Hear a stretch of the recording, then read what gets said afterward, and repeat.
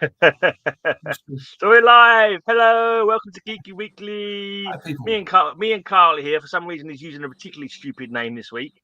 Cheers for that, Carl. And is that something that's happened to you this week that's caused you to use that name, or you just? Well, it just works. It works for my thought process. Okie dokie. And it has multiple meaning, obviously. Fair enough. We're joined by Deadman Comic Cover Show, sometimes known as Terry, apparently. Yeah, that's right. I only ever did the Deadman thing for the simple reason: one, it's a character I like, and secondly, it seemed everybody never had the real name, so I thought, oh, well, I'll follow it like that. But not expecting to ever appear on any of these YouTube channels, obviously. No, you was just watching, weren't you, to start off with? Do you ever buy any comics from Splat Comics at all? I had bought from Splat, yes. Yeah, there he is. That's Mr. Splat down Mr. Splat down below. Looking very mad professor today, Darren. Have you been messing with the chemicals again? Or even out you're doing, is it a David Bellamy? I can just imagine you in the hedgerow, rustling through the hedgerow. Yeah. I've bought quite a lot off of Darren. So recently we've never spoke, but we've got a lot of emails backwards and forwards, haven't we? If you can remember. I'm so pleased, but I don't know who you are. Well, Terry's the name. Terry Brown. Do you remember? Oh, right. Brilliant. Well, thank you very much is all I can say. Much appreciate everything you buy. Oh, dear. Right, so I've asked Terry want to come on today because he's got some bloody great comics, and you know how we like looking at bloody great comics. And he said that he would let us see some bloody great comics, and we could ask him a few questions about his collecting and so forth, and mainly to see the bloody great comics though, and hopefully get some conversation around the bloody great comics. But do you want to tell us that you got like a very kind of like, well, not say a niche, but a very not jaunty, other bloody word, big goal. You got a big goal, big collecting goal. You want to tell us more about them? Well, how many goals you've got? Years ago, when I first started collecting, I collected since I was 7 years of age, or I've been having comics bought for me when I was 7 years of age. But that's when I was about 10 or 11, and when I started doing paper rounds and things like that, I could start affording myself. And I had a very, decent collection that went back, quite far. Well, back to my date of birth, sort of thing, back to 57. Obviously, things like Justice League and all that kind of thing obviously didn't, because they didn't start then. But I had a lot of, as I say, I did that. And then in 1984, I sold them. It's the stupidest thing I've ever done, but there you go. That's what I did. And then I've had a couple of years gap, and then I started again. And about 5 years ago, I suppose it was 5-6 years ago, I was speaking to somebody about recollecting. But of course, obviously, the prices are far dearer than they ever were. So I wasn't going to be able to replicate my entire collection. But I thought, what I'll do is I'll collect Action Comics, Superman, Batman, and Detective back to 1957. Again, another stupid thing to do, but there you go. And then I added things like Brave and the Bold and a number of other different titles to try to replicate a lot of it. Mark loves Brave and the Bold. Hi guys. And I started. Do you know Deadman Comics? I don't know Deadman Comics. Hi there. Hi there, Mark. All right, I have watched your channel and with young Alan as well on his channel. Yeah. So good. Seen you quite often.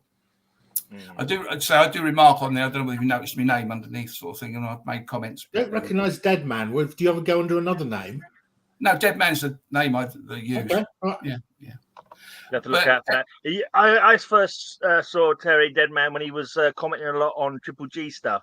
He used to hang out a lot in Triple G's lives, and I've seen you on there lots, and you seemed like pretty knowledgeable.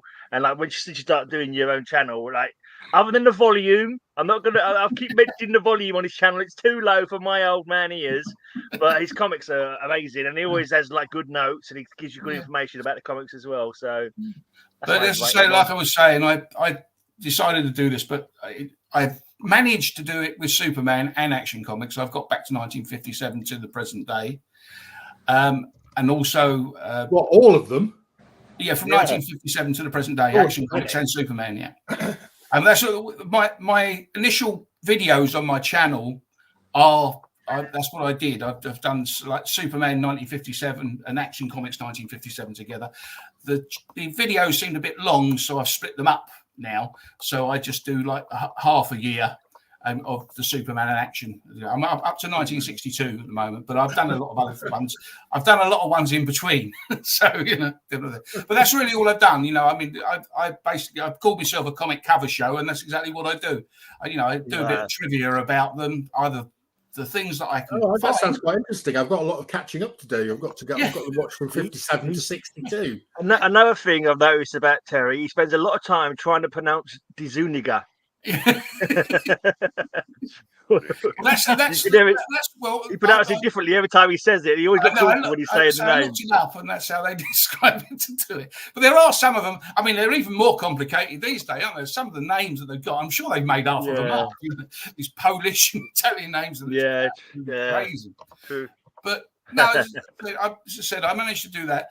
As far as Batman and Detective Comics is concerned, I got back to 1970 with Detective Comics. And they're just getting too silly, getting too dear. Yeah, get pricey once you get into the 60s. Yeah. And then I started with the Batman ones. I did actually stop for a while because some of the, because of the first appearances, I got down to like issue 236, 235. And then you got your first appearances of all these different things, and it just got ridiculous. And also special covers. I mean, at the moment, I'm saving up for Batman 227.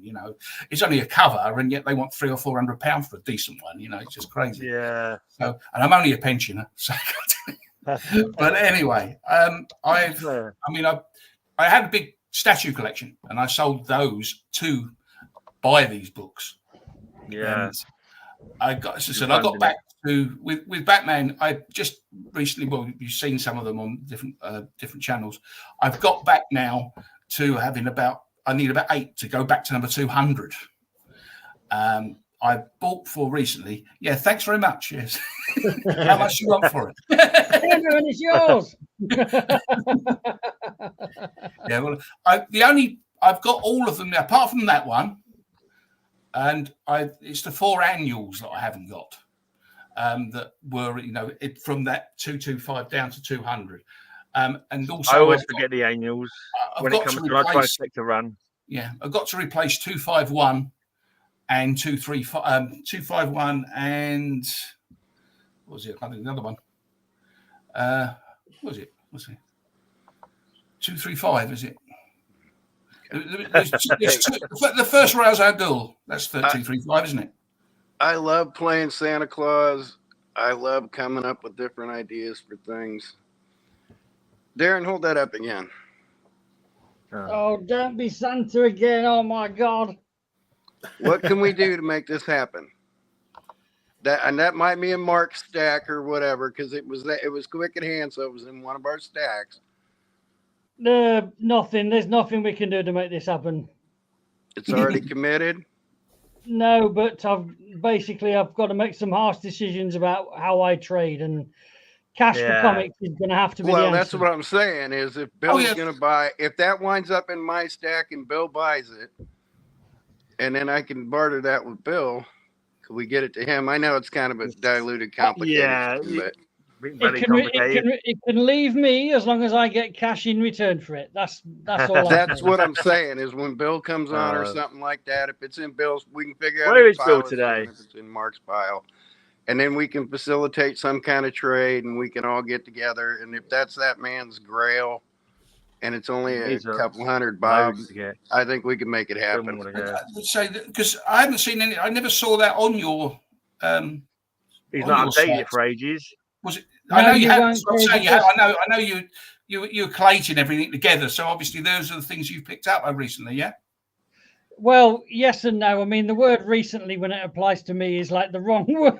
Yeah. He has actually been collating for, I think that's the right word, for 10 months. He's been dragging in his heels and playing bloody Dragonlance or whatever the heck it's called, World of Warcraft or something. But hey, I'm all about making dreams come true, and if it's that guy's grail, and I got to give up a couple $100 3 months being Mary Poppins feeding the birds.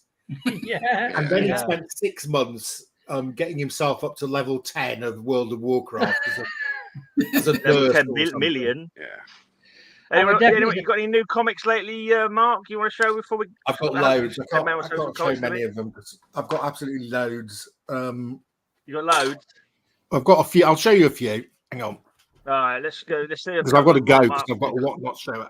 No. Yeah. Oh yeah. Well, Mark, when I wrap up here, I'll come moderate for you in case there's any. Oh yeah. Not Doom Patrol. Cool. Yeah, but why is it a special one? Is it the first one of their own title? Correct. Yeah. Before this, it was My Greatest Adventure. My Greatest Adventure. Yeah. Took it off. Yeah. I got a few of them a little while back. Yeah. It's not their first appearance. The first appearance is it's only about 4 issues before this in My Greatest Adventure. This is their first solo title. Kept the numbering though, didn't it? It was kind of weird. Yeah, they kept numbering. Yeah. Yeah. Yeah. Well, they didn't have to reapply for a patent license. I ain't seen that one before. I need to get that one. No, it's a really early one, very shortly after the first. To save a few $100 there. I'm working on a cover slingers, people in glass jars and test. Oh well, there you go. That's a great one. Yeah, it'll be a great one. But they got Atom with the test tube on one of his covers showcase. Well, I've got that one. Well, yeah, the first appearance of the Atom. I'll tell you some horror stuff that I picked up. Some of it you might recognise because one of us here has shown these before. Ooh, oh, that looks familiar. Oh, that looks familiar. Yeah. Did you get these them are in low grade? They're in low grade, but they're great to have. Yeah. Yeah, there just aren't many of them. Of these, actually, Kyle, of these ones I got from you, this is my favorite. Yeah. Oh yeah. Well, considering that's from the original Marvel Comics run. It's a zombie playing peekaboo. It started out as Marvel Comics 1, then went to Marvel Mystery Comics, and then became Marvel Tales.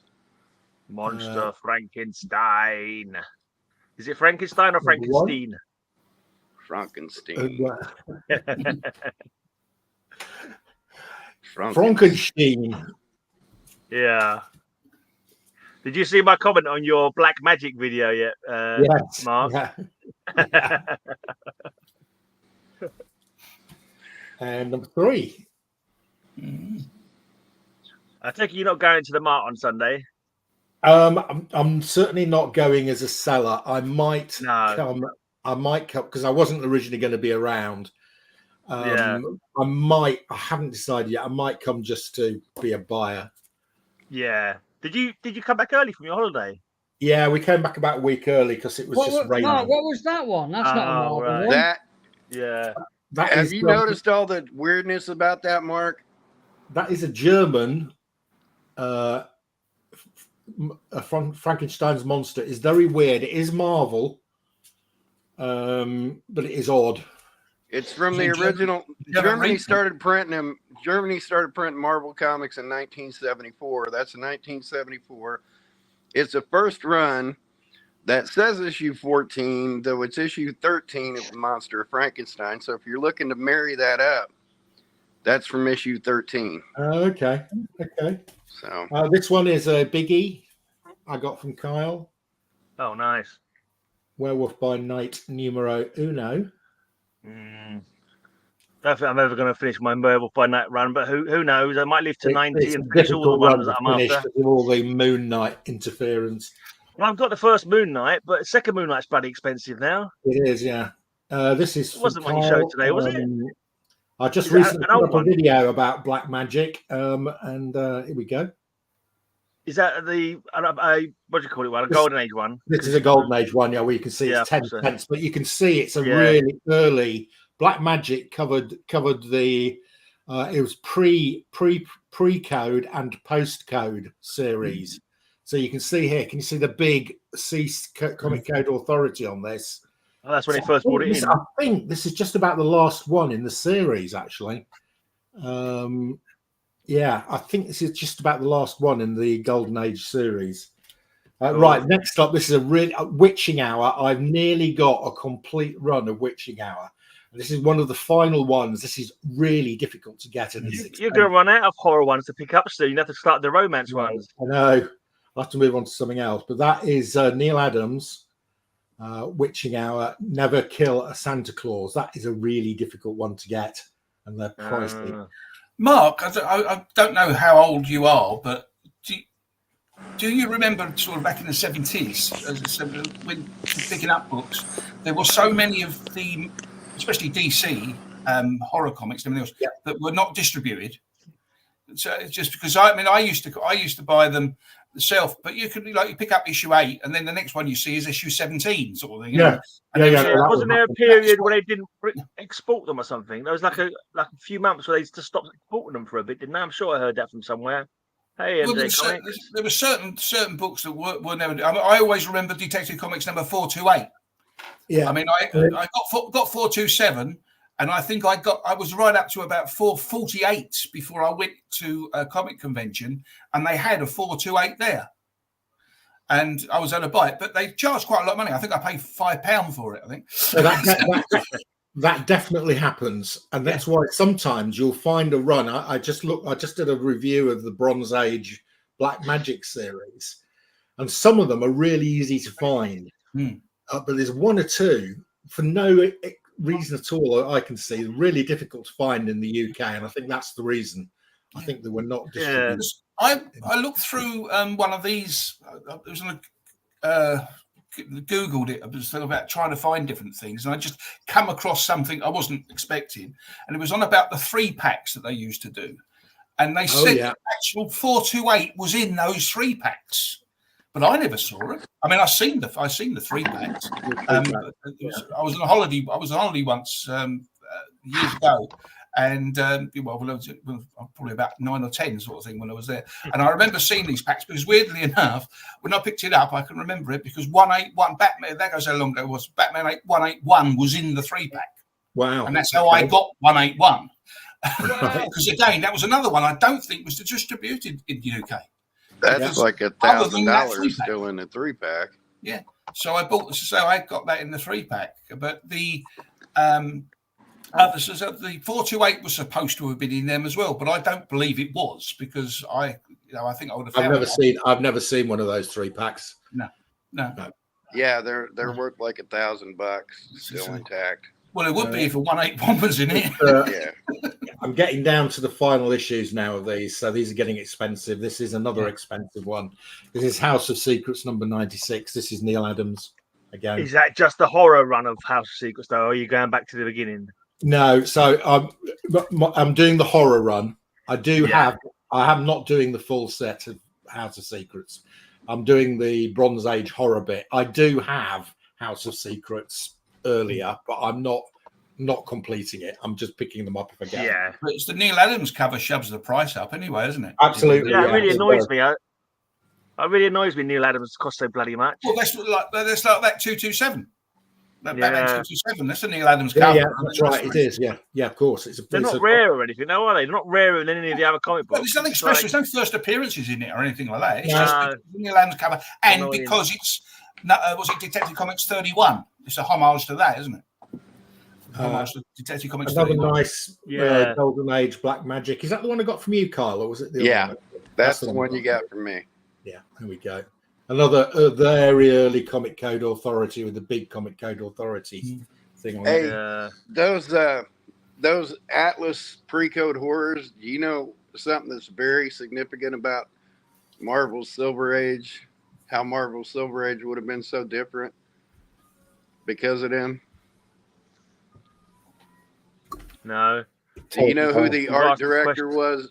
Who was the art director for those? Who was the main art guy? Who was Stan Lee's man for all that horror stuff? He worked with Ditko. It's Joe Maneely. Okay. And Joe Maneely was his go-to guy that he was going to build the company back up on, and the guy died because he didn't have his glasses on and was a little tipsy and stepped onto a train platform and died. Oh.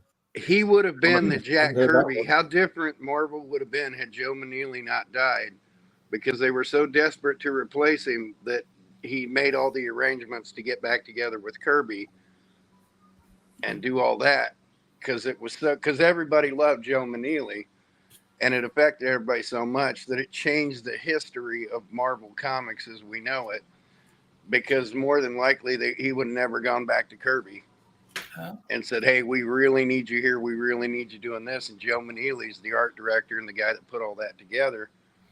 And it would have been Lee and Meneely. So we wouldn't have got the Fantastic Four and all that. And it really would have looked different. Huge what if. Yeah. Interesting. You never know. It might have got Jack. Probably the most valuable of the ones that I'm showing here. This is an Al Feldstein early EC comic. Yeah. Weird Science number 11. Before I forget, Mark, you free for slingers at all on Saturday? Yes, I think I am. Yeah. What subject is it? Artist choice. So just choose an artist and 5 covers of the same artist. Okay. Oh, that's easy enough. I can do that. Yeah. Yeah, and that Weird Science is chock full of all great names like Johnny Craig and Wally Wood and Feldstein and. Last couple nice Strange Tales again from Kal-El. Which issues? That's issue 12, isn't it? That's issue 12, yeah. Yeah. I mean, it's beat up. It's beat all to hell, but they just don't exist. You can't find the first 20 issues of Strange Tales. It's a 0.5, but I'd rather have pop up on eBay. No grade rather than no grade. Astonishing. Yeah. Well, the whole thing about that is it's not a 0.5, even though it's beat all to shit. The cover's still attached entirely. The thing's entirely still there. The thing will get a 1.8 if you grade it because it's all intact and it's all there. The cover's attached. Yeah. But it's got all the chipping, but it's all there. That's it, guys. Those are my recent horror pickups. Evening Tempest. Do you want to show some books to us, Terry? Yeah, I was going to say, well, going back to when I first started comics, I read, the Beano and the Dandy and all the other sort of British stuff and everything else. But the very first American comic, I was in a newsagent's with my mother. She was paying the bill, and I was around about 7 years of age. And I was talking to her and everything else, and she was trying to talk to the lady behind the counter. So to keep me quiet, she said, go and get a comic. So I picked up a comic and took it to the thing, and I picked up an American comic. But as I said, I didn't know what it was. I just picked it up, but I just liked the cover. And that was the very first comic that I ever had, an American comic I ever had. I've looked many times for a decent copy of it, just to replicate it. Have you still got one you bought? Have you still got one you bought? I ever had. And it was the Lux Lane number 51. And I managed to find a decent copy for it. Cool. So from 1963. But have you got the original one you bought? No, unfortunately not. No. As I said, I sold all my collection, unfortunately. Oh, okay. But as I said, I managed to find a nice copy of it. That's nice. That's nice. I haven't got that one. I collect Lois Lane. I haven't got that one. Another thing I like about this is the fact that it hasn't got bloody great 9pence, because I remember, I know it's silly because it's like 60 years ago, but I remember the 9pence stamp was stamped straight over Lois Lane's face.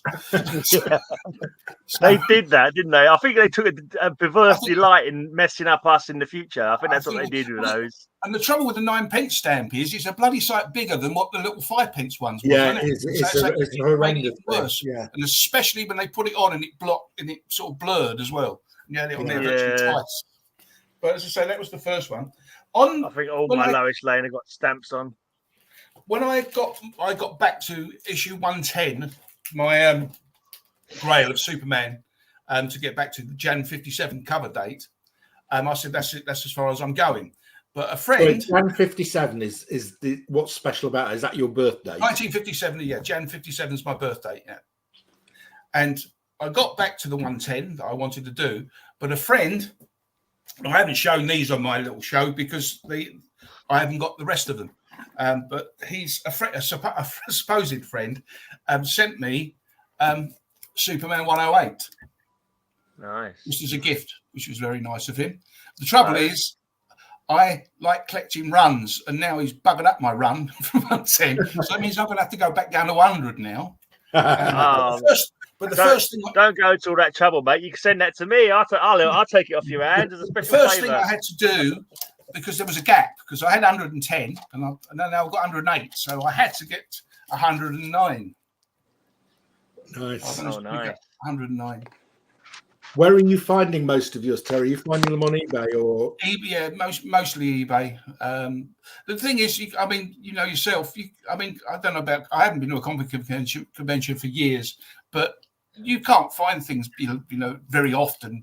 From 50, down to 56, 55, whatever the case. Well, the thing, if I go back to 100, just talking 1955, aren't you? And as you know, they didn't come over here until 1959, so you can only get them, via somebody that brings them over. Yeah. And I'll just show that birthday comic is this one. And that's the Jan 110. This is the conversation I was having with the gentleman. Turned out that he was born in January 1957 as well. And we was talking about a totally different comic. He had some Batman books that I wanted. And we had this discussion about this January 57 business, and he's going, "Oh yeah, that's what I do." And he collects the Jan 57 cover date. When I told him there's 146 of them, he How many? There's 146 Jan 57 cover dates. What? According to Mark, the Mark World website. Yeah. Mark's World of Comics. That includes, it's not only comics, I think it includes magazines as well. Oh, right. British and American, presumably. British and American, pulp stuff and all that kind of stuff. I've got most of my birthday, but mine's like a cheaper era. Mine's September 1969. So I've got most of them now, but I think yours will probably cost a bit more than mine. But to say, what actually happened was, we were talking about this. I bought the Batmans off of him, and he put this in for free. That was nice. Wow. Nice. Which I thought was great of him. Hey, Mark, that Black Magic I sent you, isn't that January 57? Or is it issue 57? As I say, his name, I said I'd give him a shout out. His name was Rob Shepherd. And as I say, he still collects books, but he's actually sold a lot of his books just recently. But he has kept these things. He likes collecting double and triple covers and things like that as well. But he's kept all November, December 57, Kyle. December 57, okay. But as far as birthday business is concerned, my birthday book really should be this one, which is Superman 112. Because it's March cover date, but it came out on January the 28th. So if you start doing that, it all gets very complicated. That's where I was going to ask if you got November. I only got it because I need it from what I've only got these because I was collecting them from 110 onwards. And the same thing. I just go with the cover date to be on the safe side. The same thing was that's the January cover date for Action Comics. That's Action Comics 224, and that's the January 57 cover date for that. That's the Superman Island that did return. Yes. I think in your video you said this was the only showing of Superman Island. As far as I know, I didn't say it was. I didn't, but somebody told me it wasn't. Yeah, me. Yes, I know. And I think I've seen the later one, but the last time they visited it, weirdly enough, and I was just saying I've got the other time, but this one, the cover, and it's obviously a lot newer, but this was the last appearance of the Secret Island of Superman, and it appeared in the Sugar and Spike story. I don't know whether anybody's seen this. It's a revamped. That's right. I've seen this backwards, haven't I? I've seen this back. So the Sugar and Spike story, because they've grown Sugar and Spike up. It's not a cartoon anymore. And it actually features in that story. But I love this cover because it's two of my favourites are on here, Metamorpho and the Metal Men. So I think it's a great cover as well. But it was quite funny when it was mentioned and said, it was, it's been two other appearances. This one, and I think it's issue Action of 521. I can't remember exactly, but I couldn't remember which one it was. Hey, Mark, who created Sugar and Spike? Oh, I have no idea. Yeah, you do. You have original art of his. The original unpublished art of his. That's where Sheldon Mayer made his nut. Oh, Sheldon Mayer, of course it was. Mayer, Yes. And again, Mark, say confusing the issue. That came out in January as well, but it's the March cover date. That's 226. And the only other birthday comic I got, and again, this was sent by Rob to me. Again, he didn't want any money for it, but Adventure Comics 232, and that's January 57 as well. So I've got 3 of the 146 possibles you can get. A few more to go. I know I won't be. I mean, actually, there are a couple of Western titles that I wouldn't mind. We'll talk to Darren. He's got every Western title. Darren's probably got them. I do like Westerns, and there are a couple of 57 of those I wouldn't mind. Darren would straight blow your mind. We'll be having them on sale soon. And then I need a Billy the Kid for my birth month. I haven't got that one. I've got a coverless version of Billy the Kid for my birth month, but I want to get one with a cover. Terry, how many previous Geeky Weekly shows have you watched? None. I've seen a few. I popped in and out sort of things, to have a look. But no, I must be honest. I didn't know it existed, to be honest. As I say, no one does. Everyone does. Everyone does say if we take one look and bugger off quickly, that's what normally happens. Well, I've just been this thing is with I was talking Gray, on Instagram. Mr. Tempest was sniping me the other day on a. Whoa, hang on. What, on eBay? I'm sure it was the other way around. Who won that in the end? It was fine. All's fair in love and war. I gave up in the end. If Tempest was bidding, I just thought, no, I'm going to drop out. Hey, Greg, can I show a couple of things that I brought down? That you bid on, Mark, for your benefit?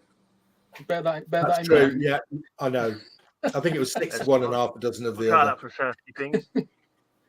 So I was only asking Terry because it's sort of comic book related because of Graham. All right. Oh, great. The complete Sherlock Holmes.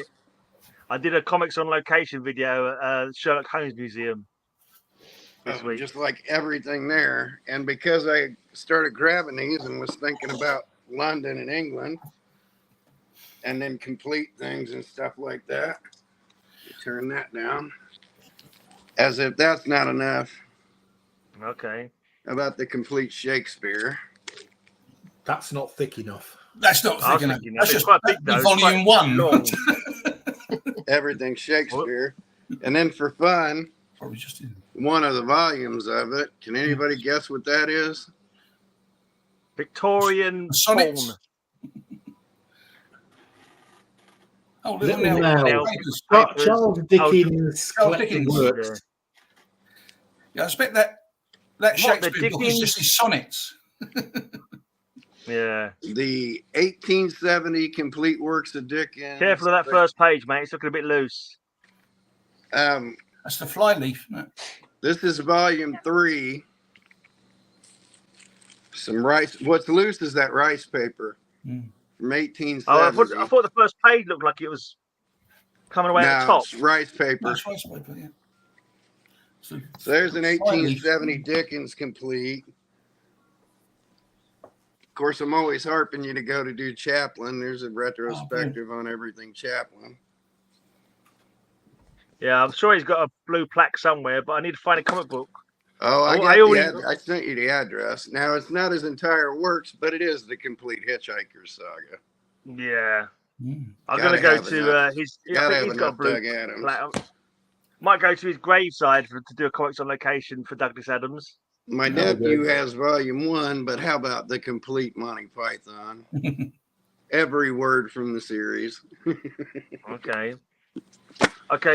Flick through the pages and put your finger on a line and read it out to us. See if we know the sketch. Yeah, don't tell us the sketch. We have to guess it. Yeah. Badger, I'll not interrupt this sketch for £1. Wang, what? Badger, for £1, I'll leave this sketch totally uninterrupted. Wang, what? Badger, 50 pence. I'm prepared to negotiate a 40 pence deal. One of the cartoons, isn't it? One of Terry. That's one of the cartoons. Sounds slightly familiar. 35. First pilot. Isn't Badger some kind of hoodlum? I don't know what that's in. I got to go all the way back through this. That's all right. It was just something I thought would be fun. How you doing, Tempest? Got anything interesting this week you want to show? I've got some bits. I can't match up to what Deadman's just shown. No, I know. That's why I'm not showing any this week. It's like, where are you getting that stuff from? I need to step my game. I let everyone else take the bullet for me. Are those all Tempest? Are those all Star Wars figures behind you? 35. No, that's episode 35. Masters of the Universe ones on the shelf. Oh, wow. And then that's for you too, Graham. Okay. The Illustrated History of Our Haunted World. For the haunted pub crawls. For the haunted pub crawl. But these were easy to find on my bookshelf, so. Cool. Hard to carry around, though, because they're all pretty much coffee table books. That's one crazy amount of Masters of the Universe figures. There must be some doubles in there. No, it's no.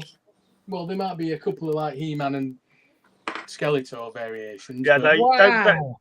It's not a double. It's He-Man and Faker. He looks a bit like He-Man, but he's not. He's just pretending. That is huge, then. And in the boxes, in the blister packs as well. No, there's tiles and stuff over there. Kenner Swamp Thing figures.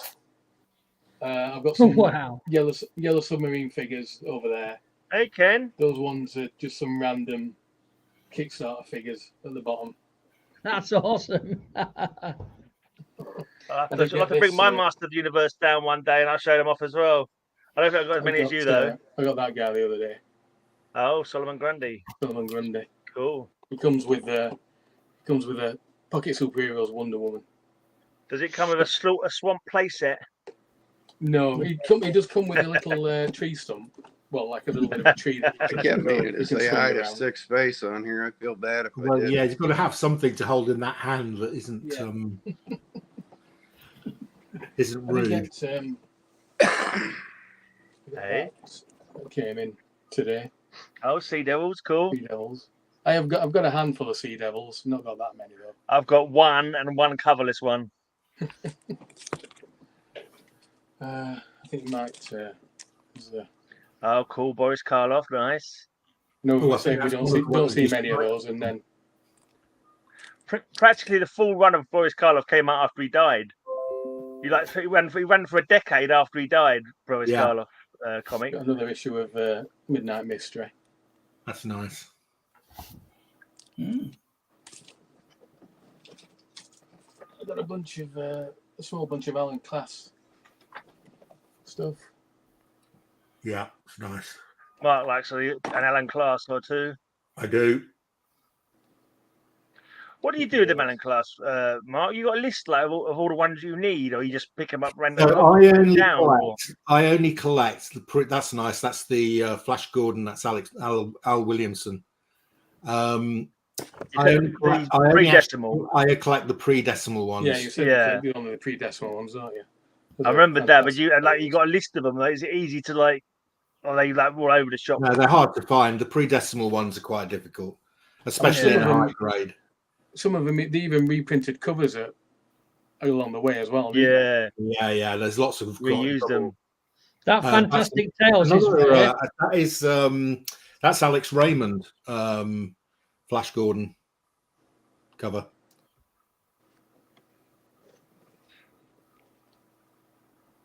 Astounding stories. I saw a video today. I can't think of the name of the guy that done it, but he's got the very first appearance of Flash Gordon. It was 96 years ago. Yes, they're really old. I mean, he actually bought the particular comic for $18. When? A number of years ago, he didn't actually say when he bought it, but he bought it raw in this shop that had loads of those sort of books, all the 20s, 30s, 40s, or pulps, I should say. Wow! He bought these, but he actually sold it. I don't know how much he sold it for, and the person who sold it to and got it graded, and it was 2.5 grade, brittle pages, and all the rest of it. But he ended up buying it again, but this time it cost him $1,500. But he had to have it back, sort of thing, because it was such a memory for him and everything else. Yeah, I mean, but he shouldn't have bloody sold it in the first place. Yeah, that's right. But $15. Oh, that's one I haven't got. I collect the. I think you and I have got very similar taste. Yes, I've been after that one for a while. That's nice. I haven't got that. I've got most of the later Aquaman series, but I never really actually started collecting the Silver Age one. Now this I've got all the 80s and 90s. Lovely Nick Cardy covers, aren't there? Beautiful. Yeah. I collect 1 to 50. Doesn't quite match up to the one that you showed, Mark, but there's a... Oh, there you go. There's another early Doom Patrol. Yeah, that's lovely. We've got exactly the same taste. Remember the advert for that one? Remember, actually, I've got inside one of the other Silver Age books. I've got that advert because that actually show that cover. That one, yeah. Hey, Damon. Hey, Sleepy Reader. Hey, Mark, did you show him your cool Nick Cardy cover when my wife called and interrupted me? No. Slightly cool Nick Cardy cover, huh? I'm sure Tempest is going to get more comics of he's falling off his chair. You all right, Tempest? Oh, there he is. Treasuries after for a while as well. What's the significance of that book, guys? Do what? What is the absolute significance of that book? It's a DC and Marvel. Tempest's Wizard of Oz. It's not just a DC and Marvel. Is it the first Treasury edition? It's not. Well, it is their first Treasury like that. That is the first Marvel DC crossover comic book. No. Okay, why is it a crossover? Why is it a crossover? Because they own it, don't they? Did DC own Warner Brothers own? Look, show that Wizard of Oz one again there, Tempest.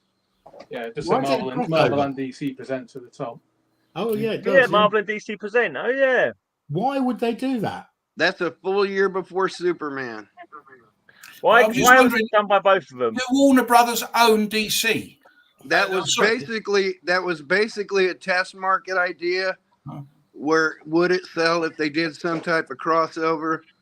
And there were some ownership things, and then there were some publishing things, and I think it was DC had the Wizard of Oz rights, Marvel had the Treasuries, or DC, one or the other. One of them had like a printing thing that would have worked, and so they made a deal to publish it together to see if they could sell something they published together, and they did, which led to Superman versus I just can't remember the Wizard of Oz, whether it's a Warner Brothers film. I can't remember because they say obviously Warner Brothers own DC. I thought yeah, a long time ago, wasn't it?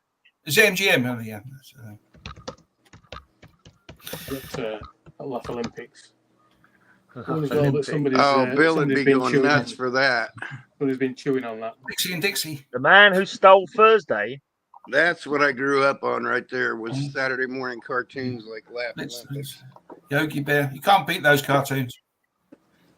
Can't beat them. The rather bizarre Spider-Man and Hulk at the Winter Olympics. Winter Olympics. Which Winter Olympics was that? 70s, I'm guessing. I've never seen that before. Yeah. That's Marvel Treasury 25. I think there was like 29 of them. Because 29 is the second Spider-Man, Superman, I think. Yeah, I did have a lot of the Treasury, not the Marvel ones, but the DC Marvel I had and the DC ones. But I can't for the life of me remember where I bought them from because they didn't do them in normal news agents. You got the Action Comics one and the Detective Comics 27. Yeah, I did say all of those, but I did have all of them. I'd say I haven't got any of them. I still got the bags for mine. I can't remember. But I bought them. You want to hear something funny about that, Tempest? Hey, hold up that last one again. Tell him, Mark.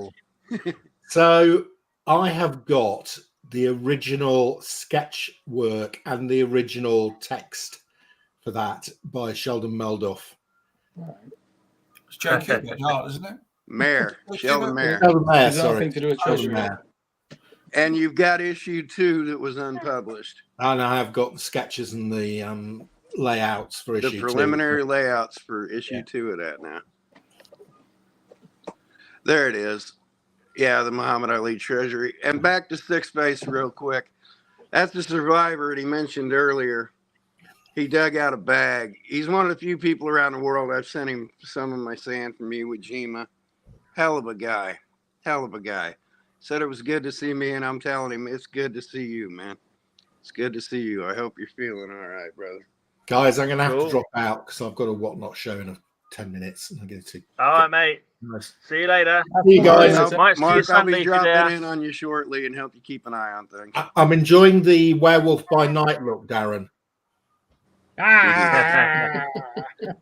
Oh, hey, Mark, real quick. Are you happy? Yeah. Okay. Just want to make sure you're happy with that. And hopefully, you'll see Graham and he'll get a surprise soon. He will. Blood work is looking great. Good, man. Really good. That's good to hear, buddy. Yeah, Mark. So good to hear. Hey, I got the same news this past week, too. My blood work's looking okay. So. Yeah, good.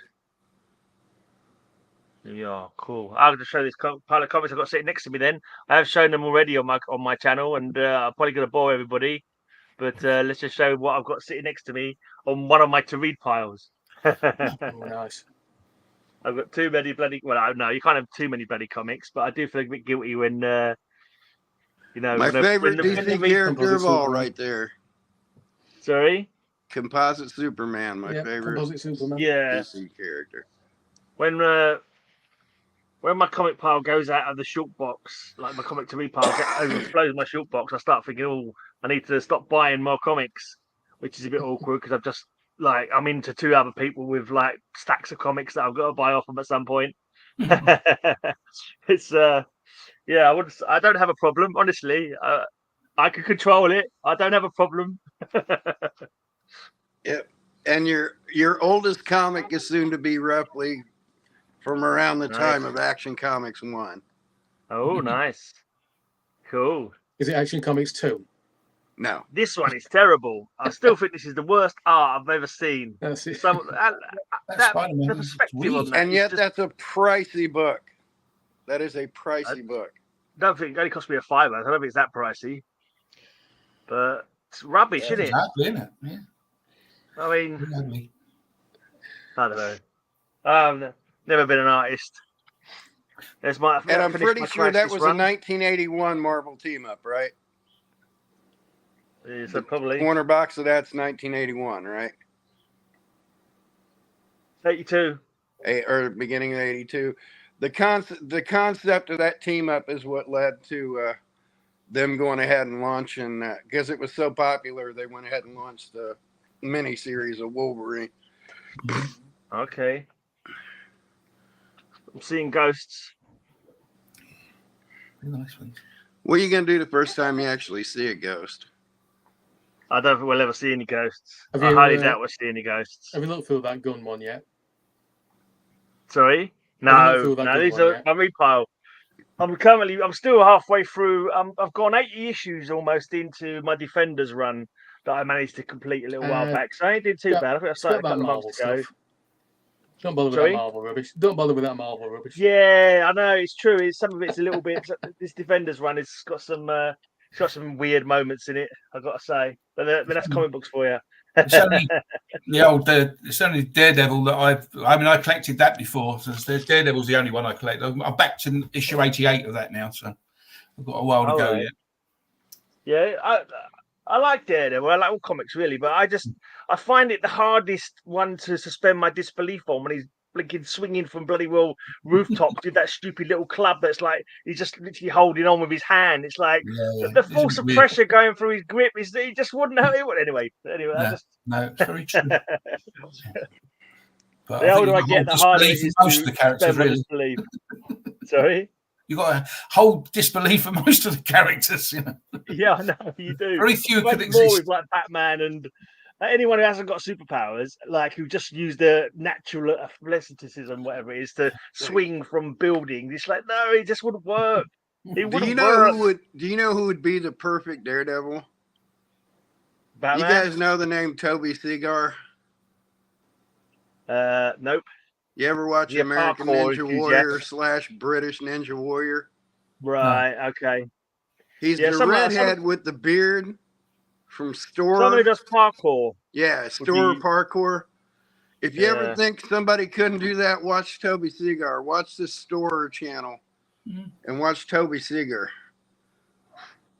That kid could play Daredevil tomorrow. He's British. He's Britain's Ninja Warrior. So, Jason's Quest. And because those are all too old, here's a nice newer one. I like them Charlton War covers, Gray. What about them, sorry? You just held up 2 Charlton War covers. Yeah, I did, yeah. Yeah, they're nice. You like them? Yeah, they're interesting, aren't they? I got them fairly cheap. They're like, literally, I used up half my bloody Wolf document tape to fix them up. They're like, they'd had an argument with their covers kind of thing. The comic book and the cover did a terrible falling out, and I had to force them back together via the means of half a roll of fixing tape. Are you collecting them? Are you getting the runs? You know, or are you just buying them as you go?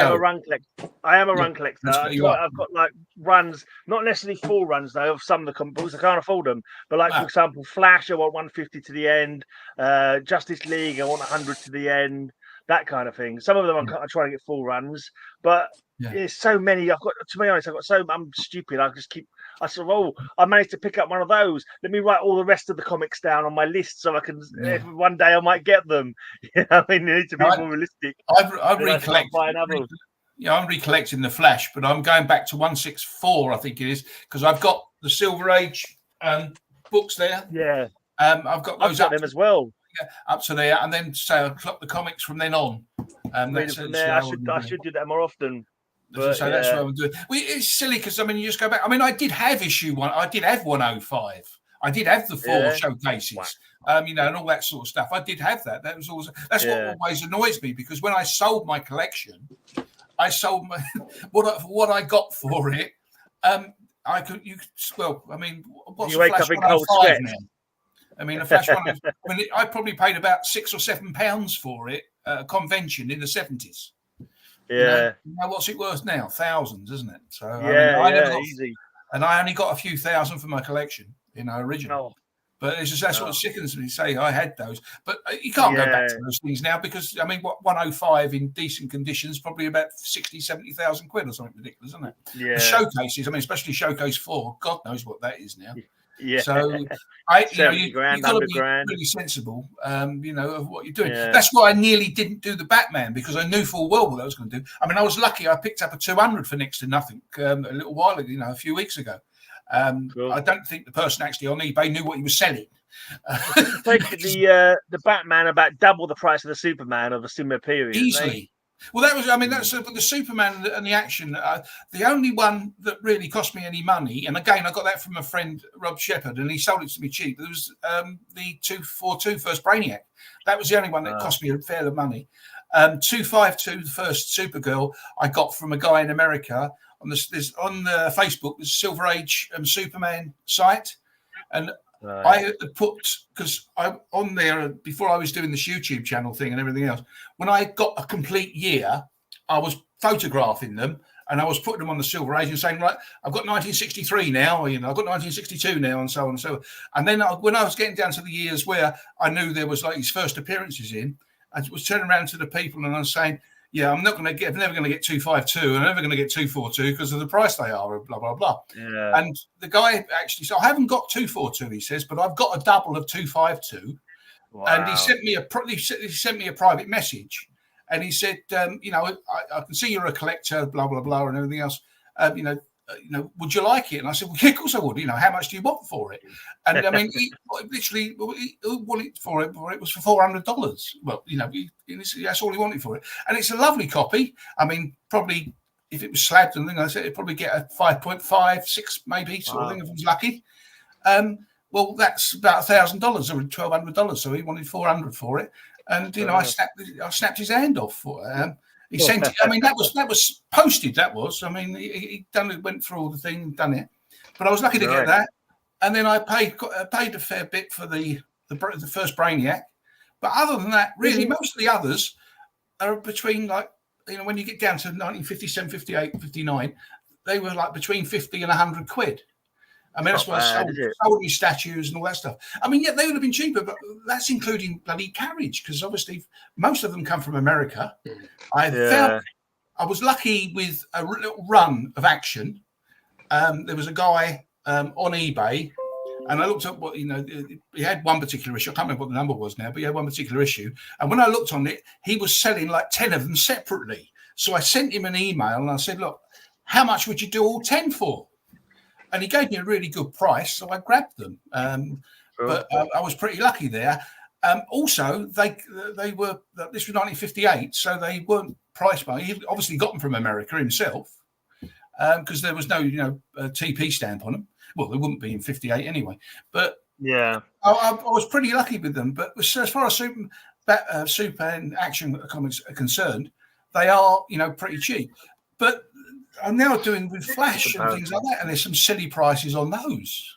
Yeah, and for no apparent reason. I mean, there's no first appearances. The covers are okay, but they're not by, it's not as if they're Neil Adams covers or somebody like that kind of thing. They're generally, there's nothing. Oh, Manny Patino, mostly, But I think it's a lot of them are. Yeah, I just don't understand why they're so damn expensive.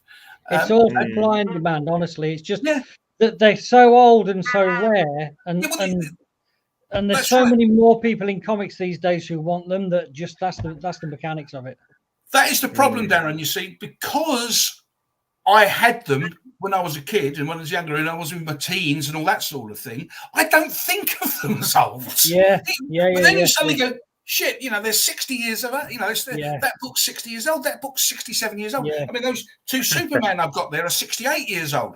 And then, like, say, watching that TV, watching that video, that guy had there, he had that book that he had there from 1928 was actually my father was born a month after that book came out. And my mother was born. Sorry, no, a month after. And my mother was born 2 months before it came out. And it does your head in, because the mother and father are no longer with us. But that was 96 bloody years ago. But when I look at the books that I used to have, I don't think of them as being 60 years old. No. I'll tell you something else that's made a difference is, because obviously I'm buying collections to sell collections, right? So 10 or 15 years ago, when I was trying to buy collections, really easy to buy collections. And the amount of collections from the 80s to the 90s sort of period, just so crazy. And so you could get them for real cheap. Well, I've been buying since January this year. I can't find a 1980s and 90s collection that I want to buy of Marvel. They're just not out there anymore. And the ones prior to that are just even scarcer. And I tell you, a huge thing that's happened is when things went crazy price-wise in COVID, and because of the Marvel Universe and things and going on there, a lot more people have got in from a collecting. But I tell you what's massively changed it is a lot of people have got in to buy collections and sell them because there's so many more ways to sell stuff now. The internet has opened up. Everyone can be a shopkeeper now for peanuts. And so it's incredibly hard to buy collections as a shop because there's probably 20 times more people trying to buy collections now than there used to be 10 years ago. And the whole economics has totally changed. Well, I mean, a lot of anyone want to buy ghosts off me? There you go. If anyone wants to buy it, just let me know. I mean, the thing is, I mean, to get a lot of my books together, I was ordering from Mile High Comics, but that was nearly 20 years ago now when I was filling up, a lot of the spaces. Chuck always overcharged. Mile High, at that time, he was doing all these 60 and 70% offs. And also, foolishly, he was saying anything more than $125, he was doing free postage throughout the world. Really? Yeah. Well, I mean, this is 15, 20 years ago. I mean, now, his prices are bloody ridiculous. But then he's virtually giving them away. Chuck made his money off of 10 books, and it's all been profit. Yeah, that's right. But I was buying like 200, 300, 400 books at a time. And because they were so dirt cheap. Also, another thing I loved was the fact that they weren't going to have no bloody price stamps on them either. They're going to be nice and neat and clean. Yeah. So, and I was picking them up, and also I don't know about now. I wouldn't buy from him now because of these stupid prices. But they, when they graded their books, they graded them very low, like you do, Darren. What do you mean low? Like he overgraded them. If you say a very good, to anybody else, it'd be a fine plus. You know, if you say a fine plus, it'd be a near mint. I mean, and that's what they were doing. They were really weird with their grading. And well, they've made comic shops like that as well. They always grade low. I was buying VG because I knew I was going to be getting bloody very fine. It's so difficult because things have changed over the years. Yeah. You know, go back 30 years ago, and what was called a near mint then wouldn't make a very fine today. No. And so grading's tightened up. But not only is grading tightened up, there's a difference in bunches of customers, right? So, for example, if we take the CGC mob, all the people who like CGCs, obviously they work on this 0.2 defined scale. And they're really super critical and super pedantic. Whereas if you get a load of people similar to, well, our sort of age range, who might have collected 30 years ago when grading was much looser, and they are still happy with those loose grades from years ago, then we are like thinking that we're getting amazing deals because we're, in our mind, a book is still near mint, but it's not in today's world. So, you know, and so even in the breadth of people out there today, even today, there's huge discrepancies between what people consider to be a certain level of grade, depending on whether they're CGC collectors, new collectors, or old collectors.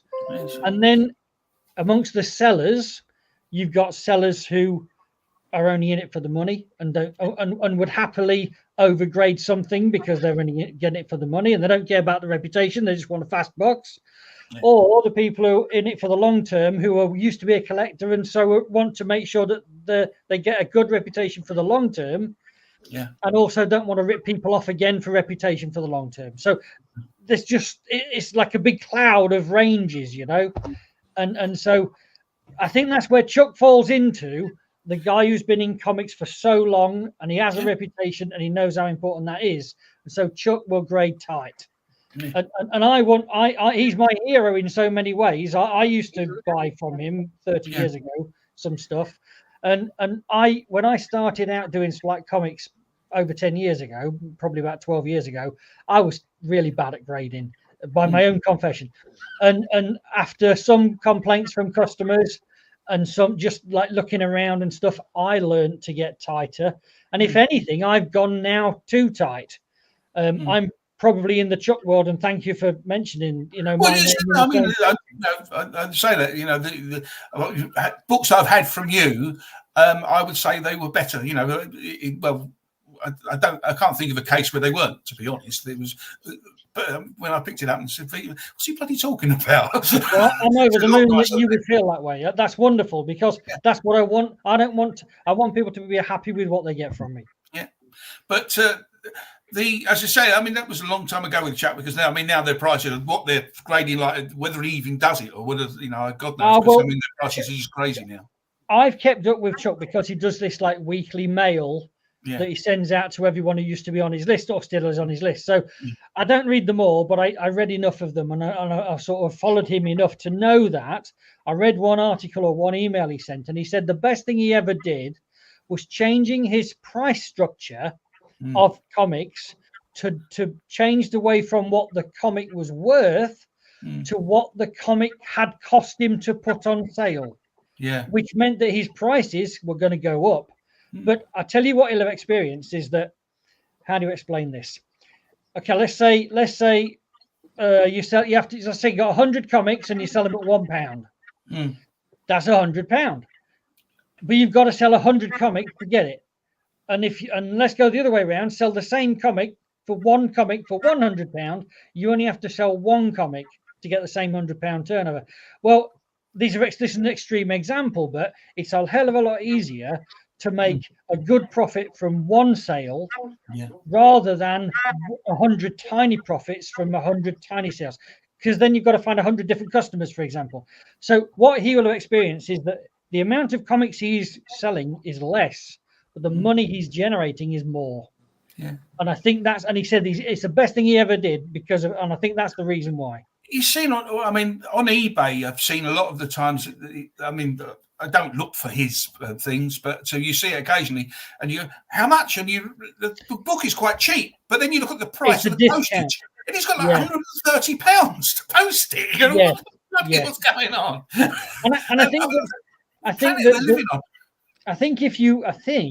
that because he's always got his code word sale on, so I think he deliberately prices high in order to be able to do 70% off, which is like people are going, wow, it's a massive bargain, it's 70% off, but it's not, because it's already treble the price that you should be paying anyway. It's actually what you get after your 70% discount is the same price as you'd get it at 100% anywhere else. That's right. Well, that was the thing. So 15, 20 years, I mean, to say I've been tied 7 years now, so it's probably between 15 and 20 years ago when I was buying them bulk lots from him. Yeah, his prices were stupid cheap, and it was not 70% off. And I'm sure that's what his missus or whoever it was. So, Chuck, this is silly. What are you doing? You're giving the bloody things away. I think so. Now that I think there's something else to explain that phenomenon, and that would be explained by cash flow needs. Yeah. So if he needed to pay his rent on his warehouses and he was a bit short of a month, he'd say, you know what, to his wife, we need to get some sales done. So he would discount massively. That was always in his letters, wasn't it? Always in his letters. He told you all about his life. There's insider stuff on a lot of this. He'd do warehouse dumps where it's like it's just sitting in a warehouse, dump it, we're going to replace it. This is coming in. Just dump that. It's all profit. It's all profit. Going out. Well, I mean, he had 4 shops. Apart from the massive great place, he had 4 other shops, didn't he? But they're all closed now, aren't they? He's got like 8 million comics. He's got a warehouse with 8 million comics. Yeah. So. And as we all get older, right? We got to think. One of the thoughts I have is, do I want to die while I've still got 100,000 comics in the house? Because that didn't do me any good at all. and then whoever cleans the house after I'm dead, they'll sell them for someone like Silveraker for 2p each. Yeah. So I might as well sell them at 50p, or if it's stop nodding your head, Gray, you're not having them all. But that's the thing. I mean, that's where the concept is about collecting, and I don't know how all of you feel that way, is that I collect because I want to read them. I know Craig definitely does. Collect them, so I want to read them. I want to fill the gaps because that's the way I am and I always have been since the age of 7 or 8. And so I don't give a stuff really how much they are. If I can afford it, I'll buy it. If I can't, I won't. Terry, you don't have to bite your tongue on this show. You can say shit all day long. So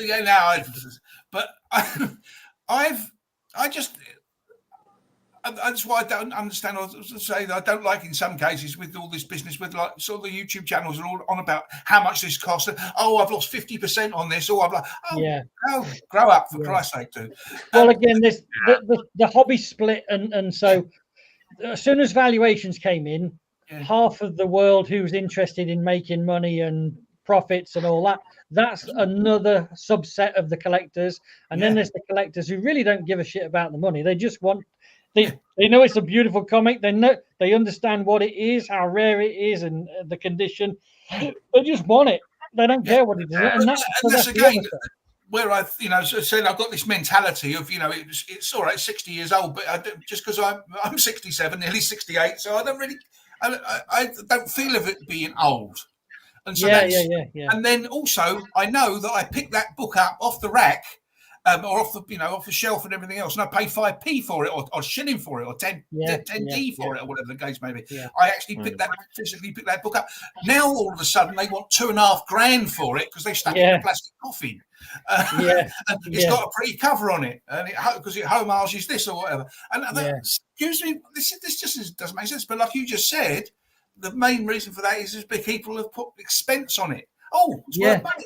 And it's the same thing, with all sorts of the collecting things you used to collect, trading cards or bubblegum cards or what do you want to call them, and all that sort of, things. Yeah. I mean, videos, DVDs, records. I mean, look, they've bring toys. Vinyl records now, are 20, 30, 40 quid sort of thing a piece, which of ones that you used to buy. Well, I remember the original was 32 and 6. And then as you got older, when the pence come in, they were like £2 or £3 or £4 for an album. I remember a story when the very first single I ever had was the Beatles' "I Want to Hold Your Hand." And I heard it on the thing. I would have been 6 at the time. I heard it on the radio. I liked the radio, and it was my birthday. My mum said, "Oh, go and buy a record," and she gave me £0.50. So I went to the record shop, asked the man. Probably I was looking up, I expect, or would have been that tall then, 6 years up. And I asked the man for the Beatles' "I Want to Hold Your Hand," and I gave him £0.50. With 2 and 6 is 12.5 pence, which is what £0.50 in cents is what, about 15 cents, 20 cents, 30 cents, whatever. And he said, "Oh, they're a bit more than that, young man," sort of thing. And I can remember it as though it was yesterday, because they were 7 and 6 then. Bloody expensive we were. It was 37.5 pence. Did he not take you on your later? So I'm actually the rest of the money. But it was nice. The guy, he said, "I'll just give us another £0.50. He said, "It's his birthday." So I got it for £5 bob. But that's the sort of thing, sort of silly things I remember. And you think of the prices that they were, and then you get to the decimalisation where everything doubled in price because it sounded the same. You got your 6pence mark, you got your 6D Mars bar suddenly becomes 6p, which is like double the price. And then 2 and 6 sounds so much like 26, doesn't it? So everything 2 and 6 suddenly become 26 pence. I thought, well, that's where inflation started. I honestly believe that decimalisation doubled everything in price. You could buy a Mini. Back in 1970, you could buy a Mini for about £600 or something or other. By 1972, they were £1,300. But it sounds the same. That was the biggest con trick ever played in the UK. That was. Hey, I want to melt Terry's brain here for a second. I know you don't know me, but I just want to I want to see if you can take a guess real quick. What do you think is the oldest comic-related thing I have in my collection is? When you were talking about old books, thinking of 1928 bending your brain. What do you think? Well, I mean, I know the things like I can't think of the character's name now, but then the comics went back to about 1875, didn't they? So around about 1870. 1842. No, I wasn't bad guess. I have stuff that goes back to 1842. What characters are that? Well, Puck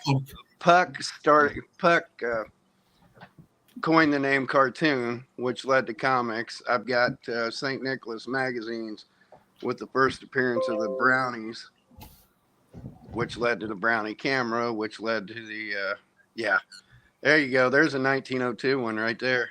Yeah.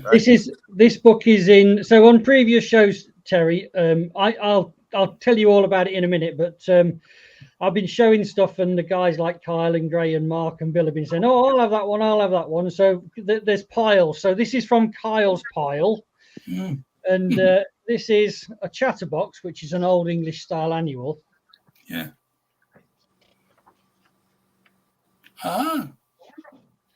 But I pulled this up because you said 1875, and I know that this one is. I want a bad guess. Was it? 1876. But it's mainly pictures and text, though, rather than actual comic in it, really. That's how comics were born. Those are wood cuttings. Yeah, cool. Yeah, those are wood carving impressions. The original art to those are wood carvings. Largely speaking, text. I mean, this would take a kid a long time to read. Yeah. You'd still be reading it a year later. You need bloody good eyesight as well. Kids are probably more intelligent back then, though. They were able to actually read without losing their attention span or whatever. As they got older, we had to have pictures in our area, right? Otherwise, comic books are picto pages. Like the first real open them up. Comic books were like 1902, 1903. That's my oldest sort of comic related thing. 1914. Nick Carter stories, but it's just comic size, really. It's all text in there. There's no. The character I was thinking of is Alley Oop. That's the character I was thinking of. Alley Sloper. Sloper, yeah, that's it. That's Alley Sloper, yeah. And that's from. That's nice angle there. 19. This one's from Bill's pile, and I've just been listing these, so I know what this is now. It's basically a printed by a company called Atlas. Yeah, Atlas Publishing. But the year is a lot of popular name, Atlas, wasn't it? 1959. 6 shillings. And it wasn't a Christmas present because the 6 shillings hasn't been cut out. Yes, exactly. It's still And so this one is. I think I've got that one. And I found on the British Comic Price Guide, there's a bunch of these annuals, and they go on for like years and years. But that's the first one. How much does that go for? Well, I haven't bought a subscription on a comic book price guide, so I couldn't see the price, but I saw the text that was written by Duncan McAlpine, and he said this is a highly collectible set, these Atlas annuals, and this first one is incredibly hard to find in high condition. They occasionally turn up on eBay, and if they turn up on the US eBay, they're massively inflated in price.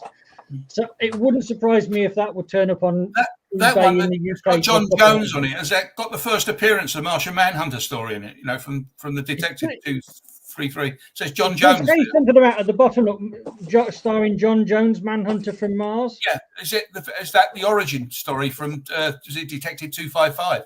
I have no idea. No, because that's 1959. As you know, that's when they started coming over here, didn't they?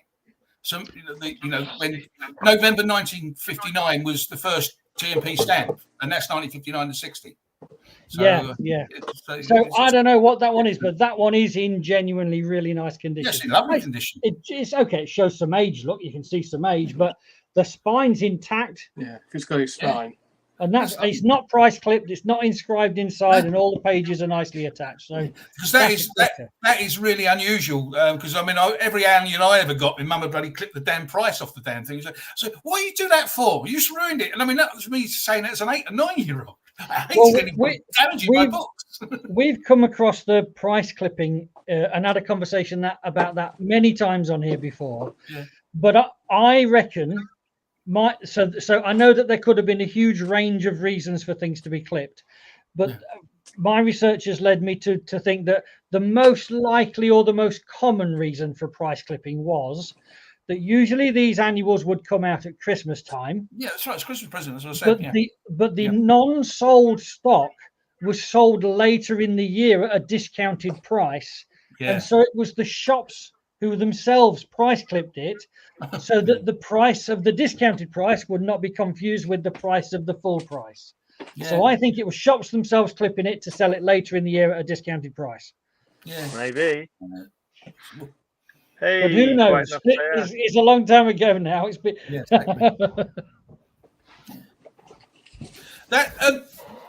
Gray. I showed this. This is a recent book, as in it came out this month. Sherlock Holmes.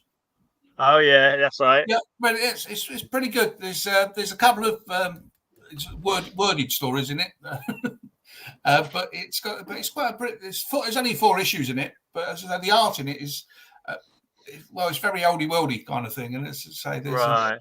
But it's not bad. It's not a bad story. Because the funny thing was, I was looking at Victorian or something.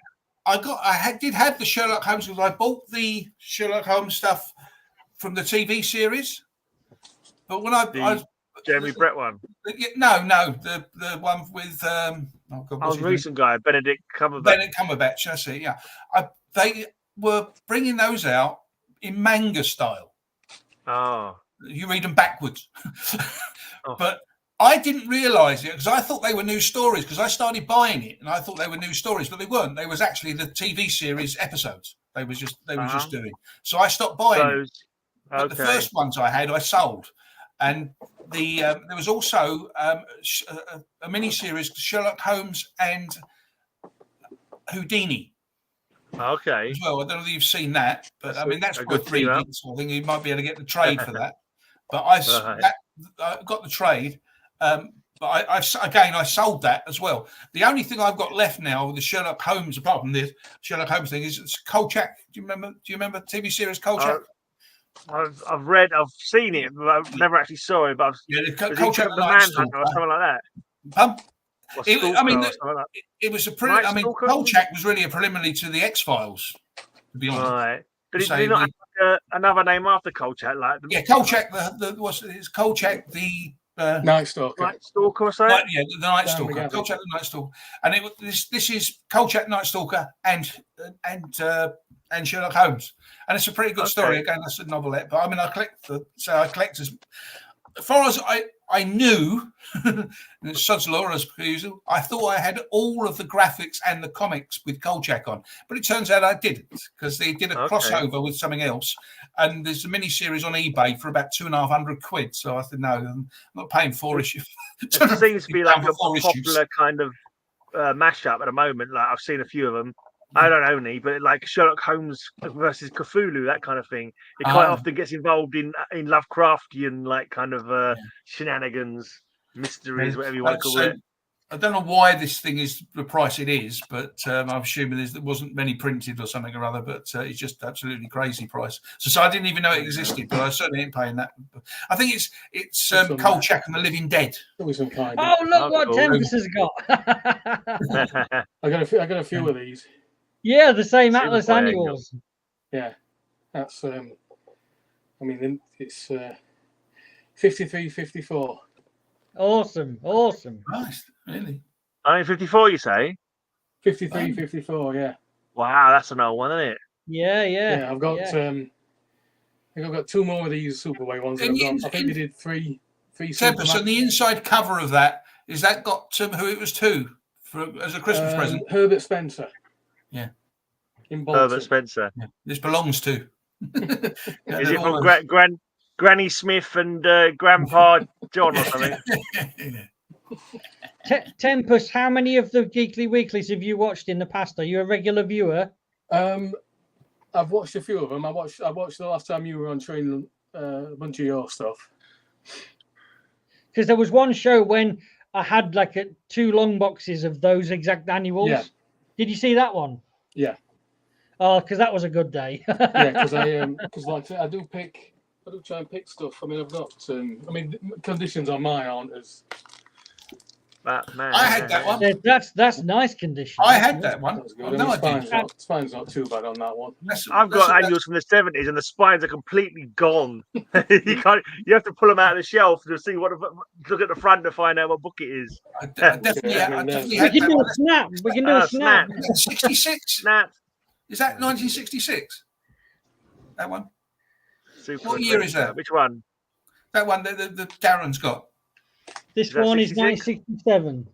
Oh, not far off.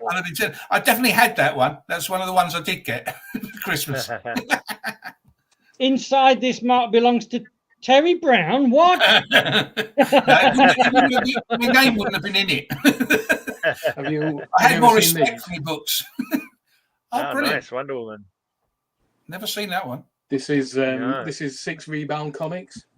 Publishing again. Oh, I like them. I like 6 them. Rebound, yeah. Brilliant. Cool. I love them. Was that done in the UK or are they from Australia or something? These are because Atlas did annuals in the UK, so I think these are just stuff that they couldn't sell. I think I've got one of those downstairs. Because these are worth. But they're done nicely, aren't they? Because they haven't split the spine on them. They still got the staples. No, it's the full. It is the full. It's the full comic. Yeah. So. Yeah, they ruined them.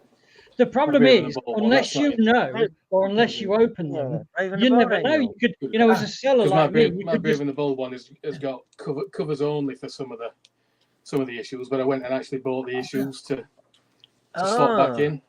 Oh, lovely! They're brilliant. I love them. Yeah. These are really difficult. Do the covers actually match up to the? I mean, the thing is, most of the comics are in pristine condition as well, aren't they? They've got no stamp marks on them or anything. Oh, wow! Yeah, I've never seen those before. 10 of these in total. Is that got a dust cover? You get them off eBay. Where did they get them from? Those I never ever saw them being I sold. tell you, if you ever see any of these, snap them up. Yeah. What years are they? What year did they do them? When did they do them? These are all. I mean, these are all. A lot of these are like go-go checks, so they're all. Yeah, 66. 66. 68-ish. Yeah, 66, 67. I mean, that's got History in Space 109 in it. Wow. But this one. Is there a price on the cover of the annual? There isn't, no. So is it an English thing, or is it? I don't think it's an American thing. I think it's an English thing. I think it is English because it is. You can tell it's Atlas Publishing because it's got that checkerboard thing inside. This one has actually got some ACG issues in. Yeah. Oh, they were just ruthless with what they put in there, and also I think it's one of those if you haven't got enough to fill. The only thing that was consistent was the hardbound cover. The I'm just saying the interiors they're probably all different, aren't they? Depending on what books they have. Yeah, they're different. rebounds. Wow. They're rebounds for resale. Yeah. I've seen other copies of the Aquaman one that's got the same comics in. Right. I saw some guy on Facebook selling one of them doubles, I think, and I can't remember which key it was, but I think it might have had the first Scarecrow in from Batman. The Batman one, right? That was Rob. That was Rob Shepherd. Scarecrow in. The other one's got Batman. Was it? I think that was Rob. Rob had that because I think he's got a duplicate of it, so he sold one of them because he collects doubles and triple covers. I think that was Rob's. Right. But I think one of them. One of them double. They don't always have full comics in because, like, the first 2 pages are from one comic, and it goes straight to another comic. You completely missed the first story. The thing to consider is how many. There's one where the cover is on the wrong comic as well, isn't there? You got. I think it's something like it's Daredevil inside, but it's an X-Men cover. Yeah, or something like that. Some with Marvel, but that's right at the print change, right when they go to change from issue to the next. So, can I show a couple things to blow these guys' minds, Gray? Yeah, I'll be back in a second. Well, they're all gone. You know what that is, Terry?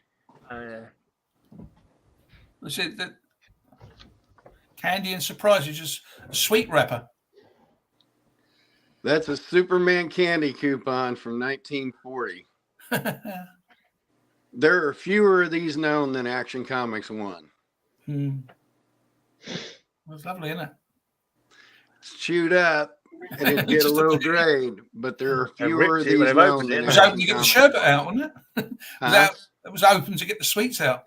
Well, you had to cash these in. Oh, I see. Oh, so that's why it was just ripped from the side of the of the coupon box. And they're candy wrappers. They're candy box wrappers. So they're more. There's like 65 of these known, and there's like 125 Action ones now. Right. That's 1940. Here's something you don't see every day. Batman from Spain, 1967.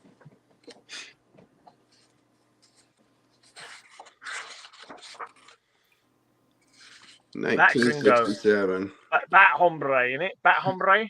Yeah, but it's a straight Batman. Murcielago hombre or something like 1967. El hombre. There's an Ivy story is likely to be in that one. There's a World's Finest, a Dutch World's Finest from 1950. Here's a fun one. Looks like the issue. Yeah.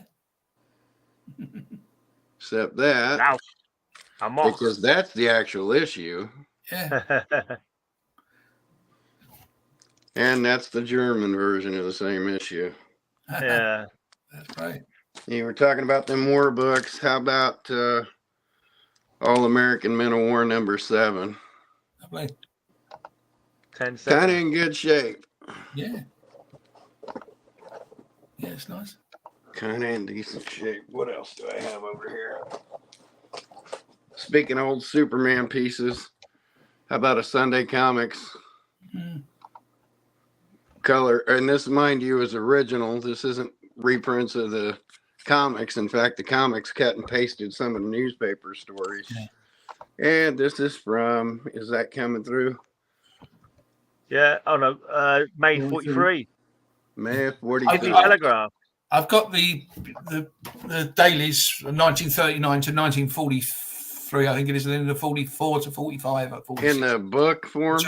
Yeah, in the book. Yeah, in the sort of like tall book form. You know what this is? Goofus McGee, I'd say. Do you know what Standard Oil Comics is? No, I think you might just advertising for Standard Oil Comics and Golf Funny Weekly. Do you know what these are? Well, I take it they're from petrol freebies, and they garage freebies. They're garage freebies, and look at this one. 34. In high grade, because it's basically considered a file copy because it never got distributed. This is from the Gaines Donenfeld experiment. This is what launched DC Comics. Yeah. This is what became DC Comics. So they took an idea from Eastern Color Press. Eastern Color printed these, and then Bill Gaines, who started EC Comics and stuff like that, and Harry Donenfeld, the guys that created comics, they took this idea, put these out as giveaways. They immediately sold out, so they put a price on them of 10 cents. They immediately sold out, and they went back to Chesler and then Wheeler Nicholson and said, you know, these are going to sell. Why don't we bind these together? Hence the first national periodicals publications. So these are the progenitor to DC Comics. That was more fun comics, wasn't it? From 1935. Yeah. And that's what was in More Fun were these things. Yeah. So, and I have 3 of the originals.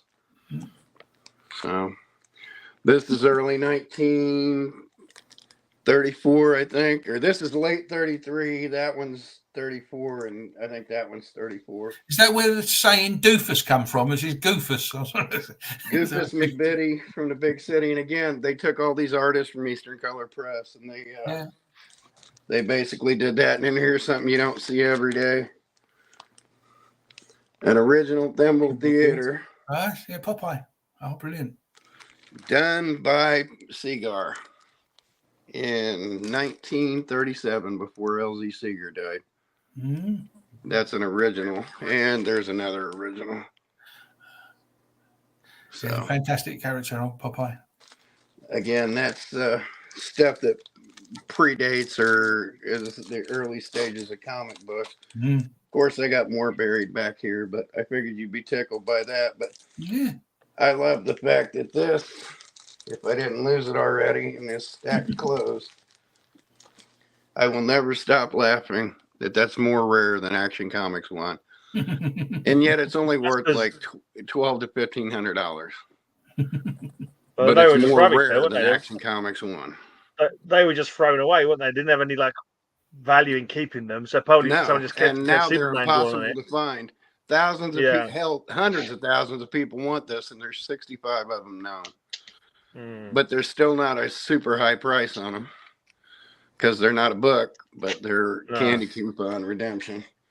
Yeah, but the silly thing is they pay ludicrous amounts of money for like a Pokemon card, don't they? And that's all that basically is. And then when you got comic book crossover and you talked about albums, I mean, you like the Beatles. I'm pretty sure you weren't much of a punk fan.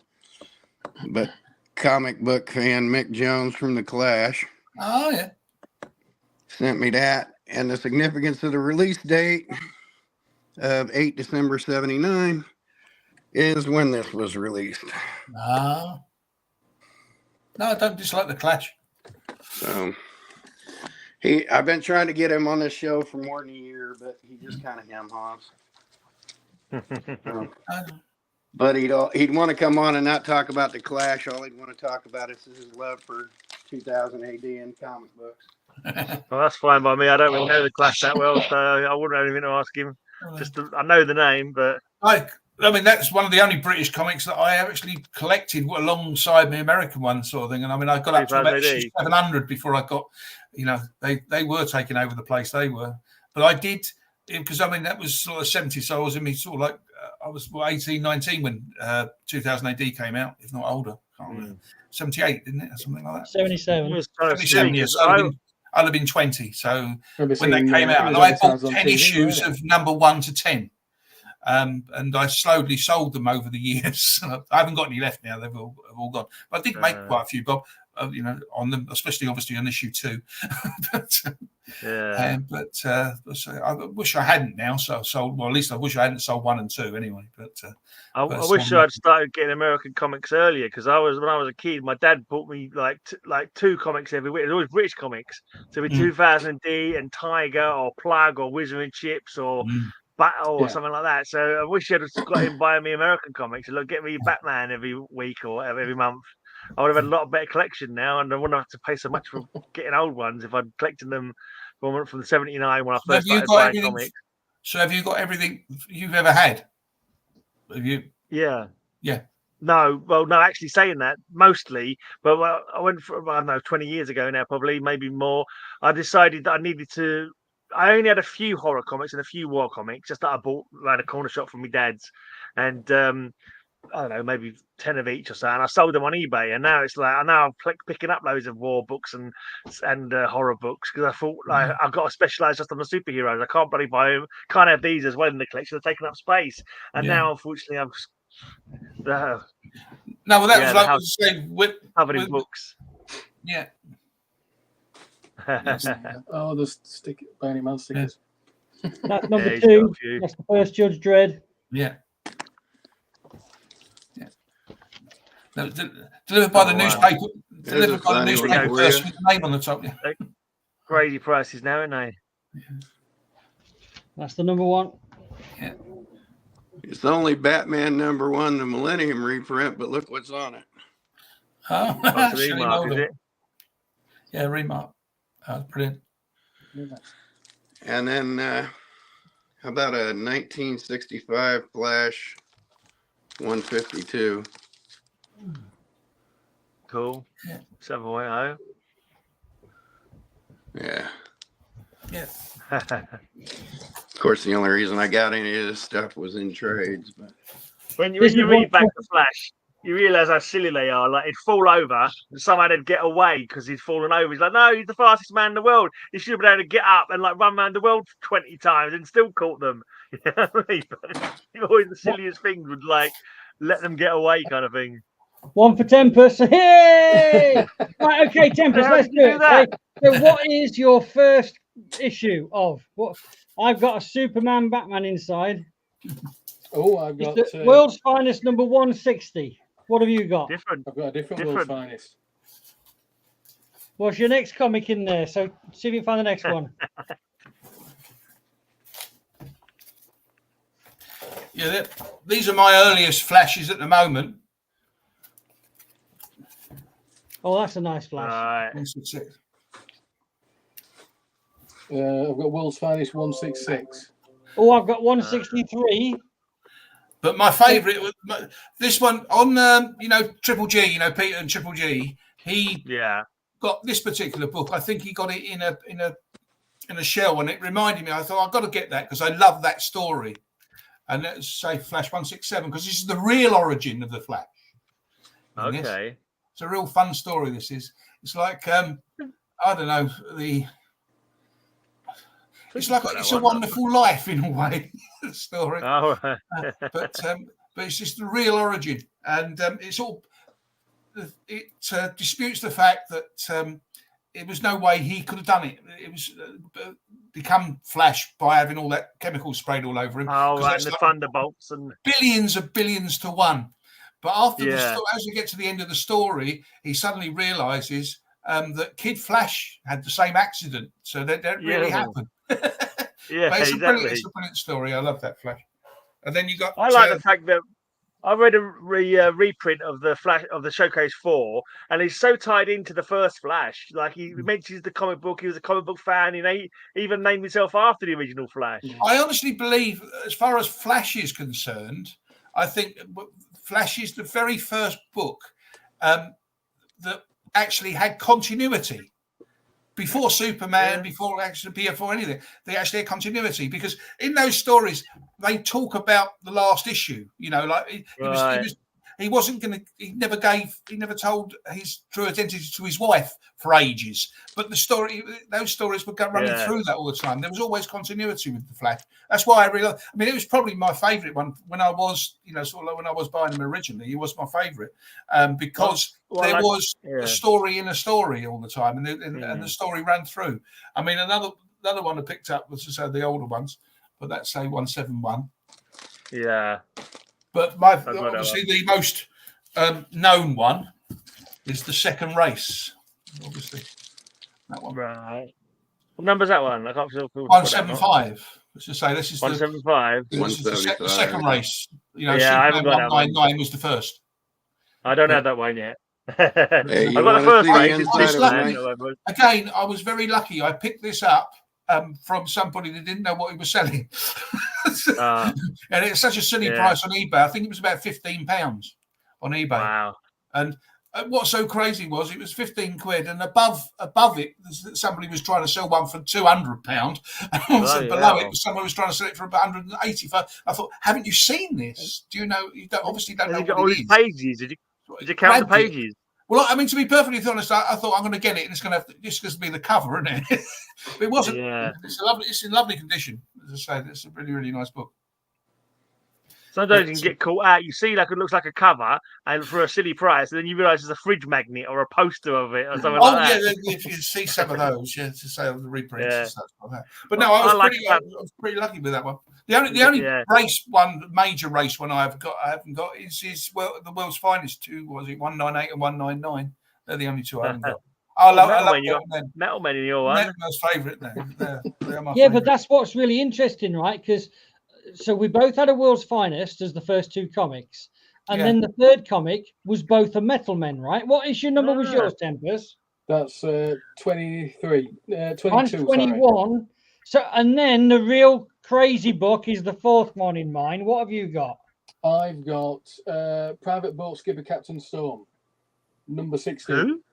Who? Captain Storm? The PT boat captain? Right. Yeah. Because remember, this is a Justice League, right? Yeah. I've got an Iron Man. I've got Iron Man on his Tales of Suspense number. Is that an unofficial crossover? Number 86. Yeah, this is the first official Marvel DC crossover. Are you sure Iron Man didn't join the Metal Men for a little while? He must. Well, he is metal, isn't he? So that's probably got mixed up. What's so funny is they've got the adverts as well on the back still, sort of thing, for the soldiers, and it's a British comic. It's a British bound comic, I should say, with the American comics inside. And so you've got the American adverts, Steve, from the back issues, which you could have sent away for if you wanted them. But interestingly, so what I like. So Tempest is following me by 2 or 3 issues on the first 3. So it seems as if you can imagine a warehouse floor with stacked up issues that they just went through picking them up. One off that pile, one off that pile, one off that pile. That covers from Action Comics 300, isn't it? Is it Action Comics 300? Closer. Is that actual story in that book? No. The covers don't have anything to do with what's in there. No. So I think I just picked up that comic that it's based on. Yeah. This on that cover. I'm sure I picked that one up. Yeah, that's right. Yeah, I've got that at least at the moment. I picked it up my last batch that I got. Yeah. And so this is there are some of these which have key comics in, I'm sure. Yeah. And it looks like what I like about Barry Allen is he's actually a comic collector. Yeah, Barry Allen in one of the stories, he's got a massive comic collection. He collected because called the original Flash, Jay Garrick.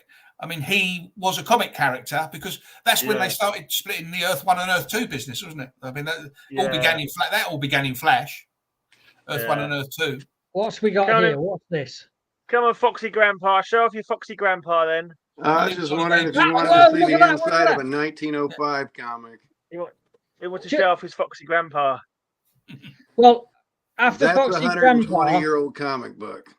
can we just have a bit of tempest after Foxy? What year is that from, Kyle? 1905. Nice. That is a Foxy. 120-year-old comic book. That sounds a bit dodgy to me, though. Foxy Grandpa. Yeah, it Especially does with a those bit. kids on front cover. And there is no question this Guilt. is a comic book. This book is in the Sexy Guilt would Overstreet be even Price worse. Guide. This is a comic book in the Overstreet Price Guide. Okay. All right. Anyone got something to show? You want to show it? Can you put tempest on? Because he's got a monster. Look at this. Look at this. So this is another one of those double doubles. But look at what the comic is. One of the randomly put comics inside. Yeah. So Batgirl, Batgirl, is that? Is that not Detective 359? Yeah, that's the first appearance of Batgirl. Yeah. Wow. And you got the cover in there as well? No, you don't get covers, unfortunately. Oh, you don't get covers on the double on those ones. But there are multiples of this with Batgirl in. You see that when it came out then? It came out that must have come out in 1971. It's got tempest. It's got 2 and 6 and 12.5 pence on it, hasn't it? Yeah. So that must have come out in 71. The other Batman one I've got has got the first appearance of Scarecrow. Holy shit! That Gaggy the Clown comic in it that went a bit pricey for a little while. Did you know the cover on that, unless it's been done by British artists, it's a cover that's got to be a cover from an old detective comic. This is another detective one. Years and years before. It's the only Batman would dare to turn up at a secret meeting dressed as Batman. Yeah, that's probably like Detective Comics 66 or something. Tempest, when you got that, did you know what was in it, or was it a random find? It just I do collect these, so if I see one, I'll pick it up. Oh, so it was just a random wow. Yeah, because I've got that is awesome. Action Comics one. Awesome. I love them. Absolutely. I've never seen them, to be honest. I didn't even know about them existing until you showed one. I think this has got different stuff into the other Action Comics that I've got. I know that Jimmy Olsen's got. I've got 2 copies of this Jimmy Olsen one. The first issue is different in both of them, but the remaining 3 are both the same. Right. So I just imagine they've got piles of remainder comics in a warehouse, and then they've got someone going around picking one off the top of each pile. And that's how they ended up, so that they might all be the same comic in a pile. And when that pile's done, they move to the next one as the first comic. And that's how it looks like if they were sequentially ordered in the warehouse, that your Justice League one might have been a later one put together rather than mine, because each one of the first 3 issues were like 2 or 3 numbers before yours. I think there's a Superboy one and another Batman one I'm missing. So where are you there getting was no Justice League in there either, was there? No. There was like World's Finest, but no actual Justice League in them. Are you finding them in where are you finding those? I'm either getting them off eBay, or I find that we have a comic fair here every few months, and occasionally people have them there. Ah, it's very rare. Where is that? Sorry, where are you? Where is that? Sheffield. Oh. But if you look on eBay for double comics, they'll pop up. I have an eBay alert for double, so every now and then I get an email to say there's a new one being added. But to be honest, I'm not in the game of buying stuff at 25 quid to sell it for 26. No. That's not my model. I'm not selling them, so waste of time, isn't it? And as soon as things are on eBay, there's a huge amount of collectors watching, so bargains that are fixed price on eBay are gone like that, and low price bids, there's going to be a bidding war on them. You can get lucky, but you have to spend half your day and half your night watching eBay in order to get lucky once a week, sort of thing. No, actually today I just found out about a fair that goes down in Southampton, which is like 25 mile away from me, but they do it the last Sunday every month. So I'll be going to go and visit that, because because it says it's a toy fair, but they show me pictures of it, and there's lots of comics. Also, there's a possibility I might be able to sell the rest of my statues as well. Somebody might be interested in buying them. Cross fingers. What's the? What is that? What company does it do? it's a toy fair. I can't think of the name of it now. It's in Totton in Southampton. But they say there's Barry Potter toy fairs that I have a table at the one in Doncaster. Yeah, that name rings a bell. 4 times a year. Yeah, that name rings a bell, actually. I think it is somebody like that that organises it for other people. Because as I said, I sent him an email or a Facebook message asking, if the people that the comics are there, do they go every time, sort of thing? Because a lot of times you can go there and they're not there. Because some of the comics there, they're not that old, but there are some few gaps I'd like to fill on sort of newer books and different things, sort of thing. And just actually to go to one for a change, because I look and say I care for my other half and I can't leave her for too long, and so therefore there's places I'd love to go to. I mean, I wanted to go to Thought Bubble this year, but I can't go there because I can't. I can't leave her I can't leave her for any length of time, and so it would just ruin it totally for me if I go in the place and then I've got 5 minutes time I'll be getting a message. Are you coming home yet? Are you coming back yet? Are you coming back yet? And so, it's just that Totton Toy Fair. I've just put a link to it in the comments. Yeah. So it should pop up soon, I hope. Okay. Unless it's been blocked. It might have been blocked by YouTube. Oh, right. Why would you? Yeah, if it's a .com, then you just put it link in the back. They sometimes block links. Oh, I see. Yeah, well, all you got to do is type Totton Toy Fair into Google, and it'll give you a link that takes you to Facebook group. I'm pretty sure you can put the link in our back room chat, but you can't. Put and then I can post it to him on Instagram. Oh, okay, fair enough. I'll do that then. I'll put it in the back. Yeah. In the back door. Yeah. What, for jumpers? There you go. Yeah. It's in.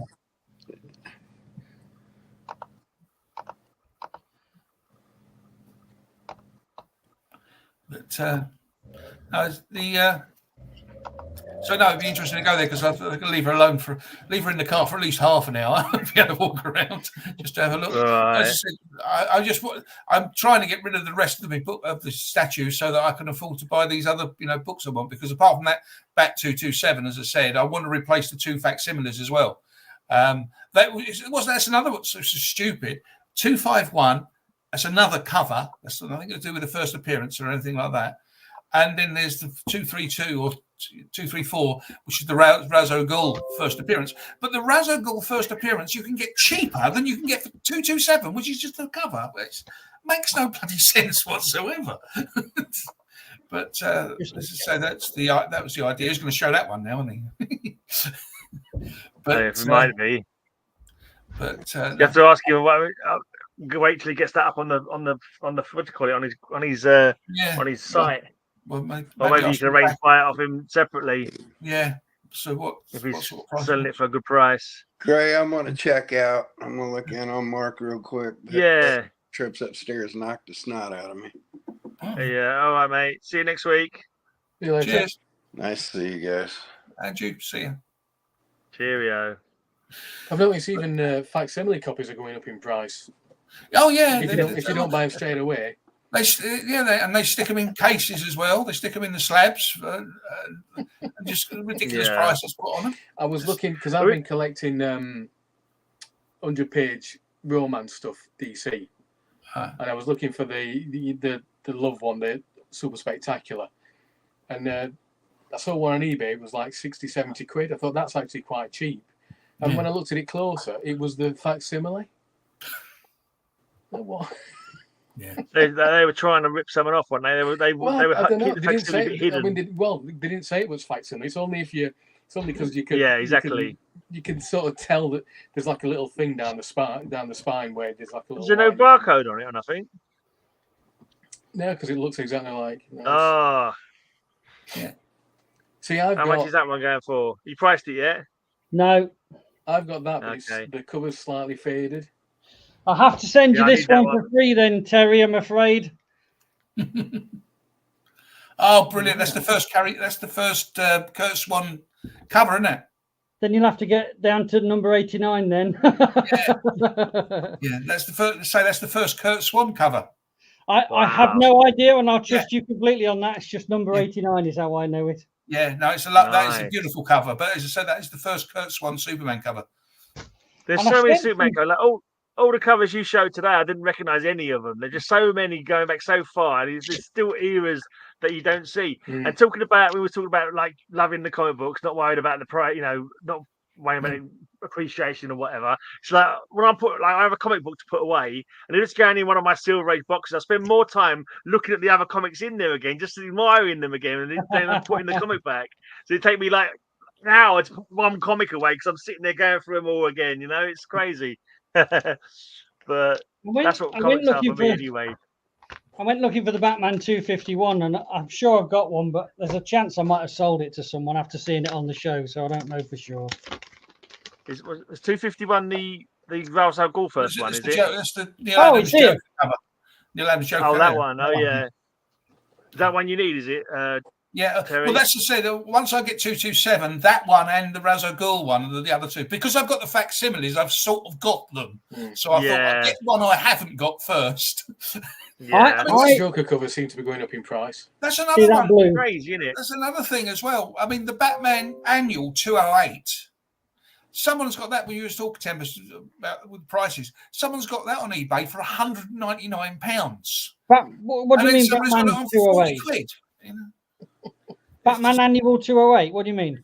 The Batman Annual 208 from the series. It's two Batman. There's 4 annuals I haven't got yet. I haven't got yet, but I think it's 208 or 204. I can't remember now the number.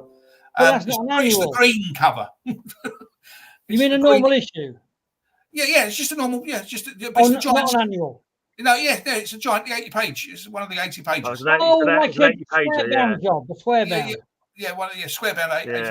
But someone's got it for 199 quid, and then somebody else has got one for 40. But the trouble is, these people that want this 199 pound, they only give you one photograph. Yeah. I mean, on those square bound ones, you want to see the spine, you want to see the colour, you want to see the what sort of staple, because obviously those ones, the staples are on the inside, so you want the cover to see what the staples look like and things like that when the books are that old, and it just. But the prices, why is it? They're reprints. Bloody, I know it's an old book, but they're bloody reprints. What was the issue number of it again, Terry? I think it's 208. But it's 208, the one with Poison Ivy on. That's right, yeah. And that's the reason, isn't it? Because it's a reprint of 181. Oh, Poison Ivy. People go nuts for Poison Ivy. Yeah. But it's this is a Batman 80-page giant, is it? Yeah. Yeah, it's the one. Oh yes, I see it. It's got the reprint of 181 on it. That's the reason for the price. But as I said, it's this disparaging price difference. Someone's got one for 199 and someone's got it for 40. And there's not a terrible lot of difference in it as far as covers concerned. What I find crazy is these ones that have Marvel stuff in, go for stupid prices because they've got first appearance Marvel stuff in. But again, they're all. It's all reprint stuff. Yeah, it's crazy, isn't it? And they're black and white as well, aren't they? Yeah, but I'm sure you can get. Like official Marvel reprints for cheaper than you can see some of the Alan Class ones. Yeah. But I think it's the age of it. So it was chronologically in real world. Yeah. Chronologically, it might have been one of the earlier reprints. Yeah. Yeah. I suppose people who want to get the whole run of the Alan Class, it's just an inflated price for them, isn't it? Everyone wants the Marvel ones in the Alan Class, and so they create an extra price for them, kind of thing. It screws over the Alan Class collectors. Well, I mean, isn't it a Fantastic Four #1? There's a reprint of it a few months later. Of it in an Alan Class, some sweet class, they go for hundreds. No, in American reprint. It's some sweet company have done it, or some I don't know, automotive something like that, and that goes for a hell of a lot of money as well. And it was reprinted only a few months, about 6 months, 8 months later, or something like that. And so somebody showed one on one of the. I don't know what do you watch Only Slabs? And do you watch what's the name? Rob Fatstack's Only Slabs? No. And there was somebody. Obviously, they just show slabs.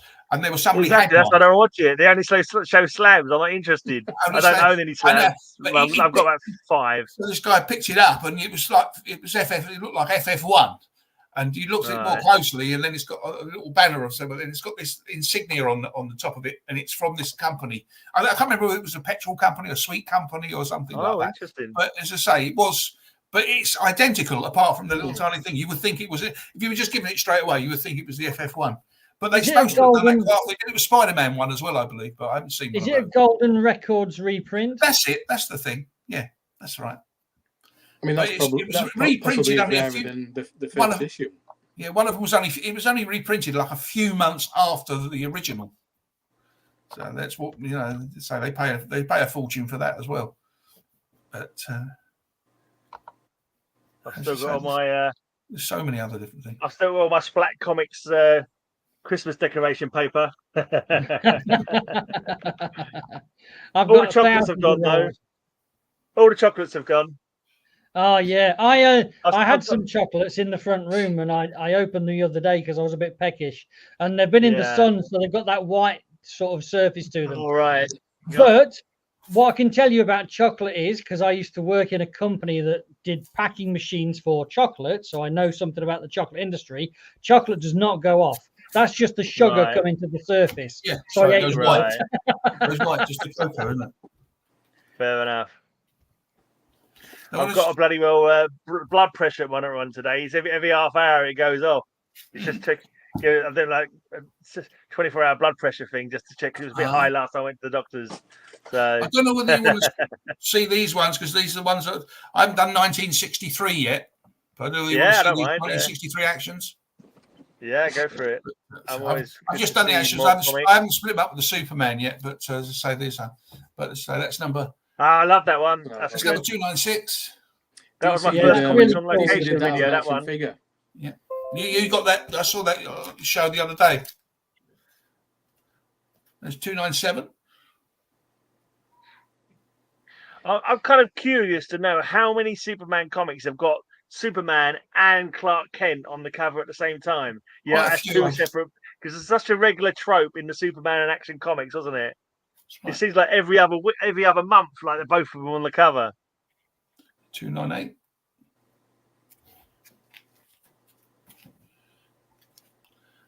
299. Supergirl on the cover for a change. Yeah. Oh, it wasn't Action 300, was it? Because this is Action 300. Right. Yeah, I was thinking it was Action 300, that cover you were showing. Yeah, because I got that one as well. I think it must be 308 or something like that. Something like that. I got that in the same batch. So when you said 300, I remember getting 300 recently, so I assumed that was it. 301. When you said the number. What was happening on that last cover? I couldn't make it out. Was that an invisible man in the court or something? Or was he holding up? He's just holding his Clark Kent clothes up. Oh, he's holding his clothing up. Okay. Another one of them. I think does that count as Superman and Clark Kent on the cover at the same time? No, I don't think so. I think unless it's Clark holding up the coat. No, he's trying to prove that he didn't kill Clark Kent. Oh, which is a bit difficult. Yeah. Some of my favourite covers. Smash the desktop covers. Ah. It's a nice green background, that one. I got that one recently as well. Just got that one in my last batch. So I've got a few and left 300s, whatever. I think I've got that reprinted as well because I saw the cover. I thought, I'm sure I've seen that reprinted in an annual later on. Is that 304? This story has been told so many times.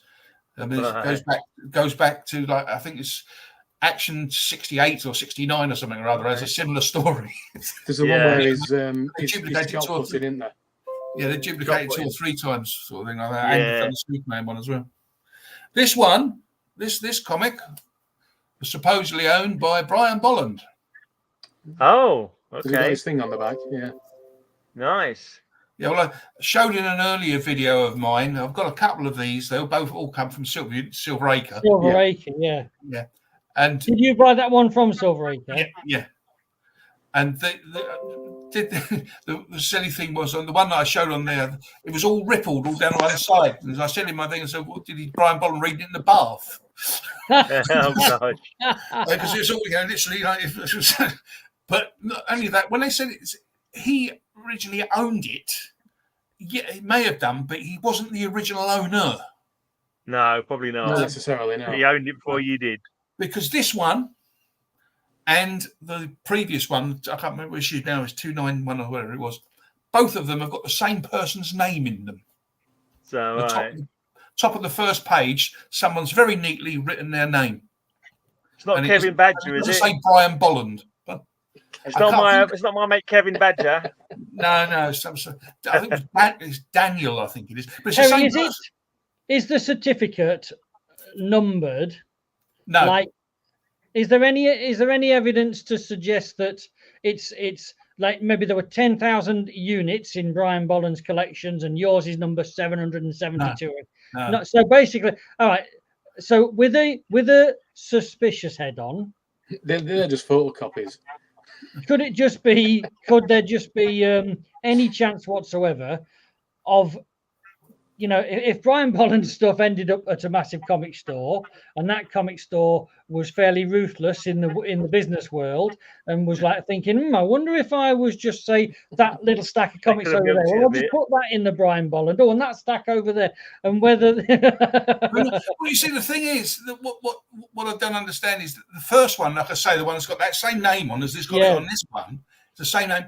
He actually is from 1958. Yeah. So how did he have it? He lived in England. Who, Brian Bolland? Yeah, Brian Bolland lived in England. He's English, isn't he? I mean, I know he lives in America now. Yeah. But he's English. How did he have a 1958 Action Comics bought new?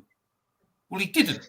It was because he doesn't say that on the certificate. They're very careful. They're saying it's his original copy or it's his own comics that he owned at one point. The comic book accompanying this certificate is from the personal collection of Brian Bolland. He doesn't say one careful owner or nothing like that. Yeah, I mean, he may well have brought back issues just like we do. Yeah. Yeah. But as I said, but they're supposed to have had this collection for years. Well, say what they said now. Oh, it was sold back in 2012. So yeah, he could have got sort of back issues and such like that. But so it was quite weird that one was from 58. This one's from 63. 5 years difference, but it was owned by the same person. And maybe they had this person's whole collection. I don't know. And well, yeah, possibly Brian Bolland bought that collection from this original guy. Yeah, that's right. That's number 306. I've got a few different names than mine. I've picked up a few Kevin Badgers lately, and I've got Barry Woods or something like that on a lot of my Lois and Jimmy Olsen's, because I bought a batch off the guy who was like the son-in-law of Barry Woods, whatever his name was. There's Supergirl getting married again. Oh, she got around, didn't she, old Supergirl? Yeah. After she died, another husband came out of the woodworks. Apparently, she was properly married that time. But no,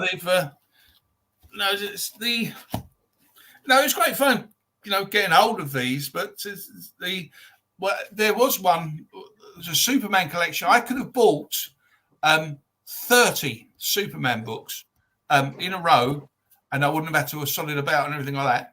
But they were all written in and on. Every single one of them had this person's name written across the cover. And in about 3 or 4 pages of every other bloody book. I mean, the guy was fair enough when he was trying to sell it. Sort of, he showed photographs. Yeah. That's a pedigree collection. Yeah. Just a little. Somebody's. I mean, the one on that other one is very, very neat, and it's on the inside as well. If they'd been on the cover, I probably wouldn't have touched it. Because I'm low grade all the way, so I don't care. Especially the right. I don't care if it's written on it, as long as they haven't done too much on it. I've got a few with scribbles here and there. Some I don't know, a few that I've got recently, because I buy them off the same Facebook guy, and I think it's Kevin Badger, and also he's done like a little Kevin Badger crest, like with a K and a B in it, kind of thing as well, like a Superman logo or something. And it's on somewhere on each of the covers, but it's like I get them long, I can get them cheap. I can see most of the cover. I'm not worried about a little bit of blinking, scribble or whatever. Long as I can see most of the cover, and the page and the story is all there. I don't mind adverts cut out, as long as it's not affecting the story, If I can get them cheaper. Well, I think you've got the perfect way of collecting, Gray, because you still get the comic, but because you're not that fussed about condition, you get the most comics for your money, which is, I think, the right way to collect. Because at the end of the day, condition. Look, I love having comics in nice condition as well, but And obviously, I'm coming at this from a different angle. But the reason I like nice condition comics is all about the money, is how much they're worth, and I want to sell them. Yeah. But even when I did collect, and I did collect 30 years ago, I wanted near mint comics. Yeah. No, I mean, I just say, I mean, I'm not. I draw the line somewhere, sort of thing. But it was just the fact that if it had been on the inside, just a name written on the inside, I wouldn't have worried so much. But it was on the cover, and it was bloody horrible because I mean, it was horrible handwriting as well. You know, tidy. It was scribble. It was like, a 5-year-old had scribbled it on there. It probably was 5 years old when he did it. It possibly was. I don't know, but it just looked horrible. I've got a Brave and the Bold, one of my first comic books from 1979, and I've written in Dr. Fate's name or something. I can't remember what it is, but one of the logos I penciled in. I remember doing it when I was bored one day, and I said a pencil, and I thought, I'm going to pencil inside this logo for some reason. Yeah. I've still got it. My first All-Star Squadron, I drew moustaches and beards on everybody on front cover.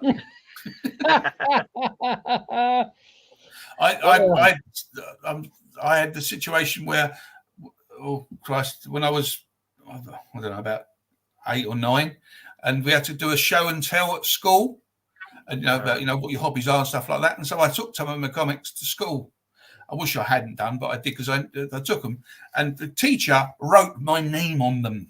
Oh no! I didn't know she had done it. I didn't know she had done it because she took everybody's bits and pieces there, and she was handing them out and putting people in order. I didn't know she'd done it, and she wrote my bloody name on every one of them. And when I saw it, I went, "What the?" Well, I don't expect I said, "What the effing hell have you done?" because I was only 9, but probably thought that. But anyway, I said, yeah, fair. So I'll put your name just in case somebody takes it and thinks it's theirs. Can you see anybody else has got any American comic books sitting here? Because most of the people are in their Beanos and Dandies and whatever the case may be. So I was reading. I used to take comics into work to read at lunchtime, and one time a cleaner wanted to wedge a door open, picked up one of my comics off the bloody side and fold it out and use it to wedge the bloody door open. But luckily, it wasn't a super expensive one. They handed them out and they started reading them. The people were reading them and pulling them about and everything else. But being she'd written a name on them, I said, forget it. I was glad I only took a dozen. No, bloody hell. But I had to replace them. I ended up replacing them. It took me a while to replace them as well. Have you seen when you know, I've not seen that. Yeah. What's that? That looks fairly modern. Is it hardcover? It's not at all. Oh, it's more bound, more bound stuff. Bound, yeah. So there's different. Is that the UK one? The UK's rebound.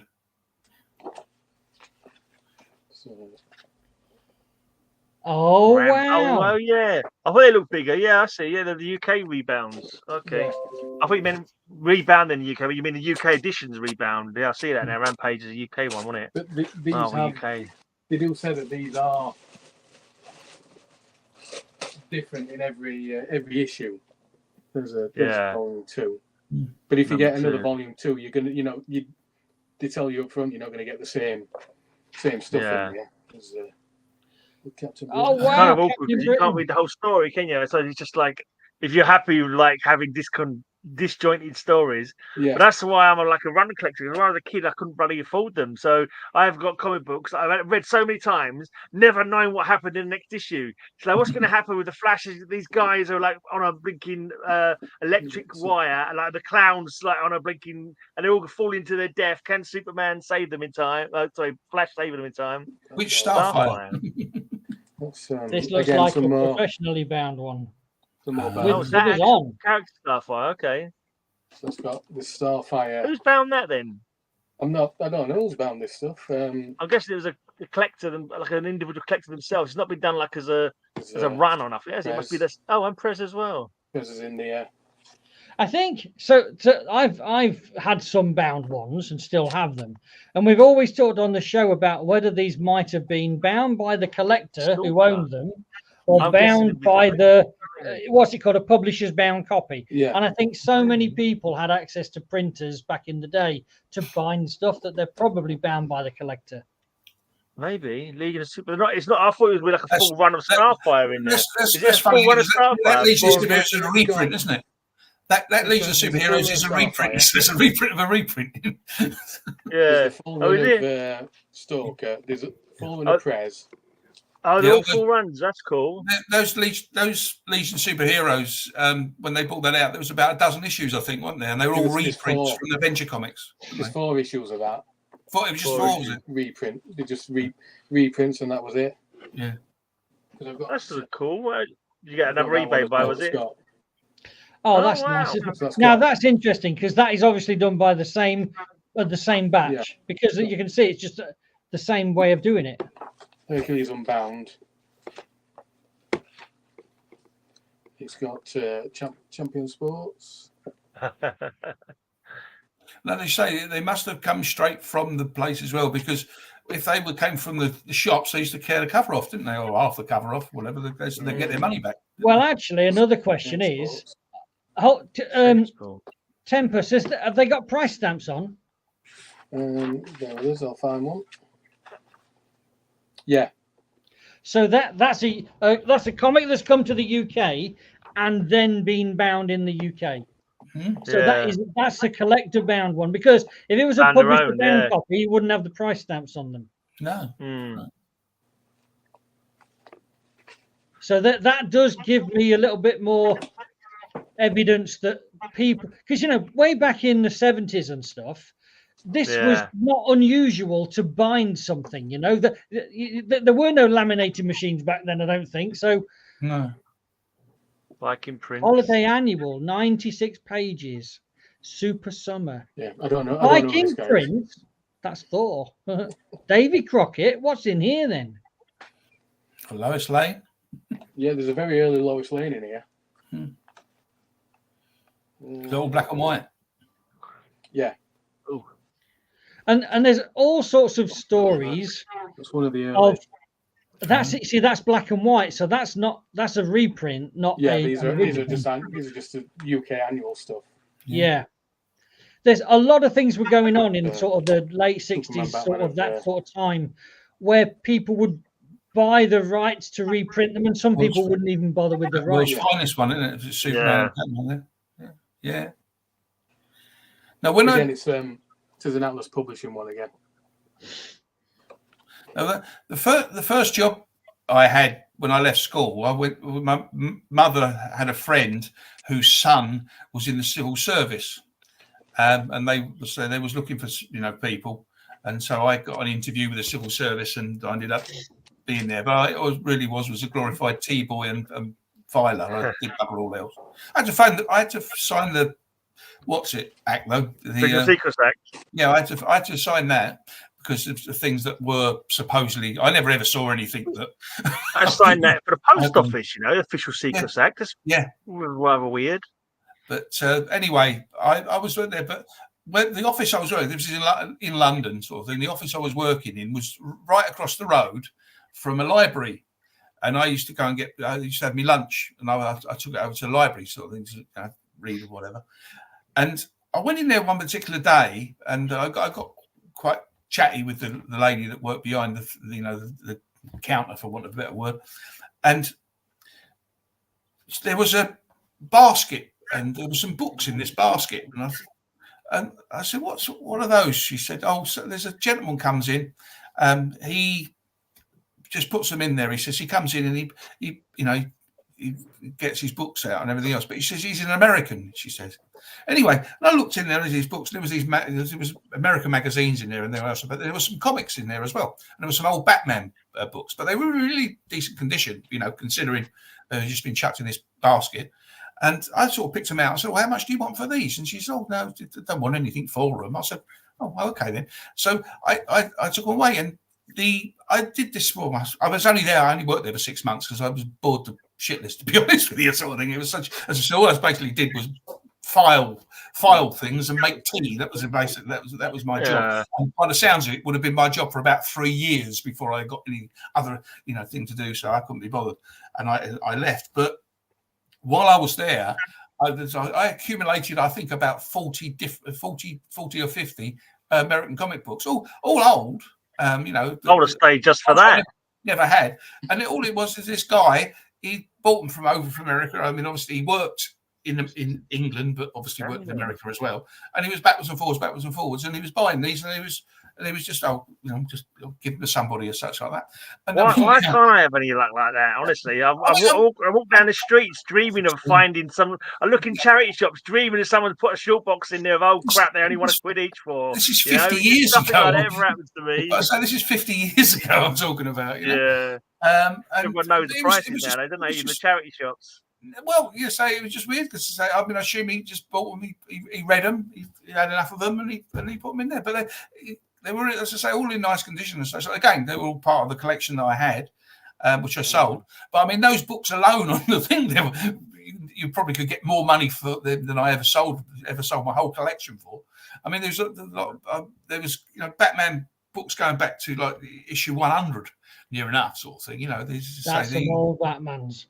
So the Bat 100 then was 108 and 150. There was no kind of semblance of idea of I don't know how the guy was buying them. I mean, assuming he was picking them up from comic shops or whatever it was in America then.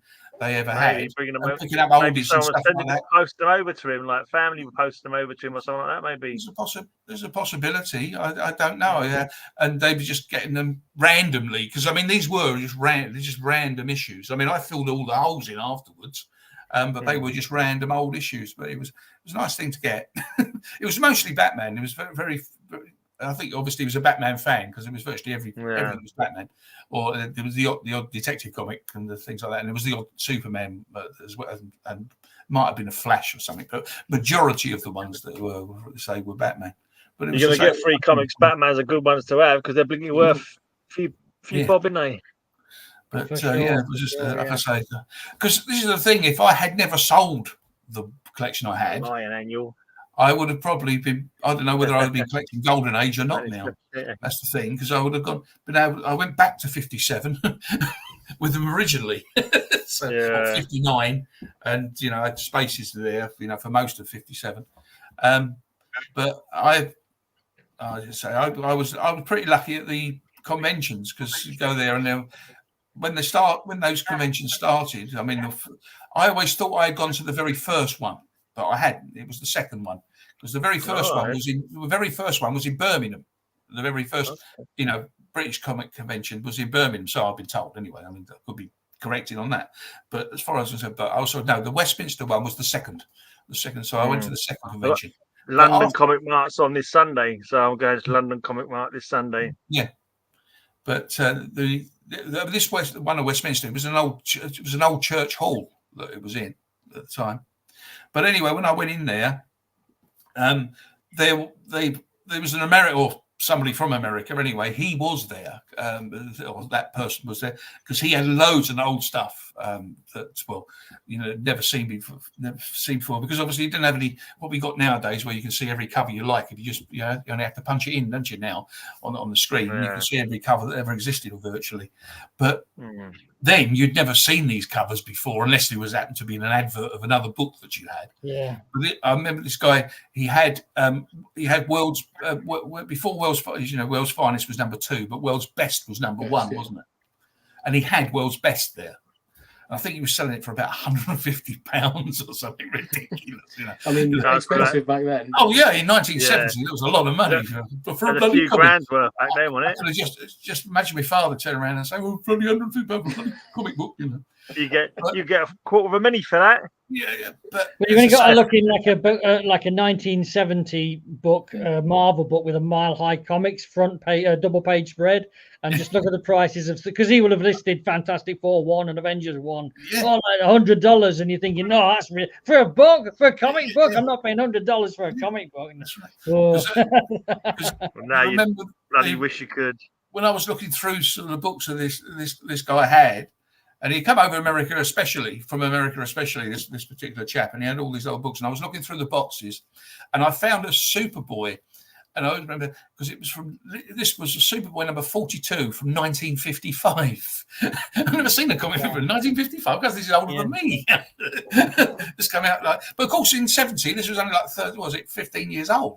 This book, but it had on it on the bag. I can't remember exactly what now, but it was on one side of it, it said like 13 and 8pence, and on the other side it said 4 and 6 or something like that. But it was written on there. It was actually written on the thing, because it was in a bag of sorts. It wasn't a plastic bag. It was more of a paper bag kind of thing.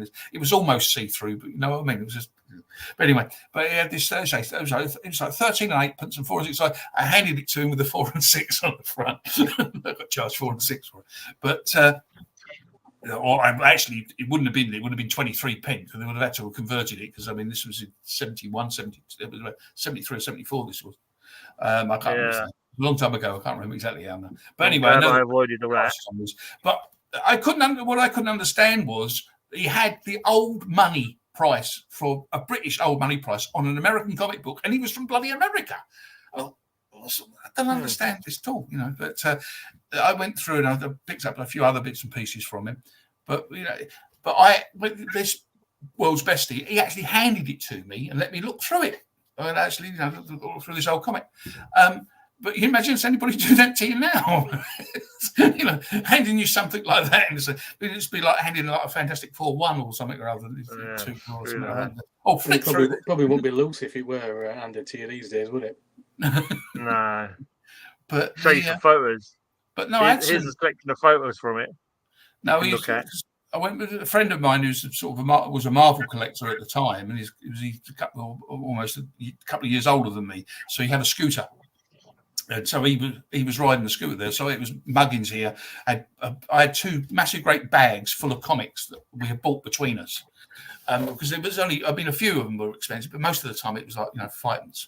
10pence at the most kind of thing for these. So we had bags and bags of the blood, 2 bags. And I had to carry them home from Westminster. I lived in Mitcham at the time in Surrey. So it was a tooting train, a tube train to come home with. And with these 2 bags. So the underground, and then onto a bus. And the bus there. And then I had to walk from home while the time he's plodding along on his bloody scooter. So we got home and sorted out my books and his books. I hope he paid you a carriage fee. But in all honesty, by the time I got back and these were all in these bags, they got so buggered up anyway. Majority of them anyway. I mean, they were definitely ended up being readers' copies. So I spent years replacing them all anyway.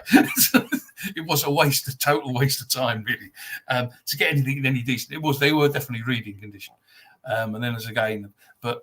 We did it properly the next time, and when we went, we only bought a few. We took a proper bag to carry them in. We just bought enough to go into the bag, and then just when we went there, and eventually he had a car a couple of years later. I was to go in the car and bring them back in the car, so that was great. I was terrible with like collecting. Like, I mean, because I was collecting my own bubble. I had one mate who collected comics like ages ago, so I didn't really know about all the terminology and all that. And when I was going through my comic boxes back in 2018, I had like full boxes, no bags and balls at all, just comics in the box, like no bags and balls even, because I didn't even know much about that, to be honest. So they were just all raw in the blinking boxes. So yeah. Well, no, I mean, as I say, when the first conventions, there was nothing in bags or ball. I mean, there was this.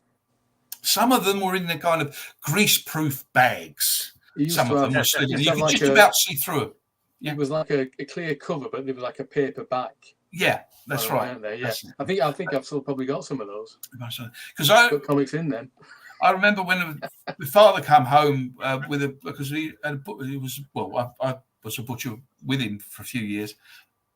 But at the butcher shop, and he brought home some bags, some poly bags. I hadn't seen these before. Some poly bag, and he said, "Are these big enough for your comics?"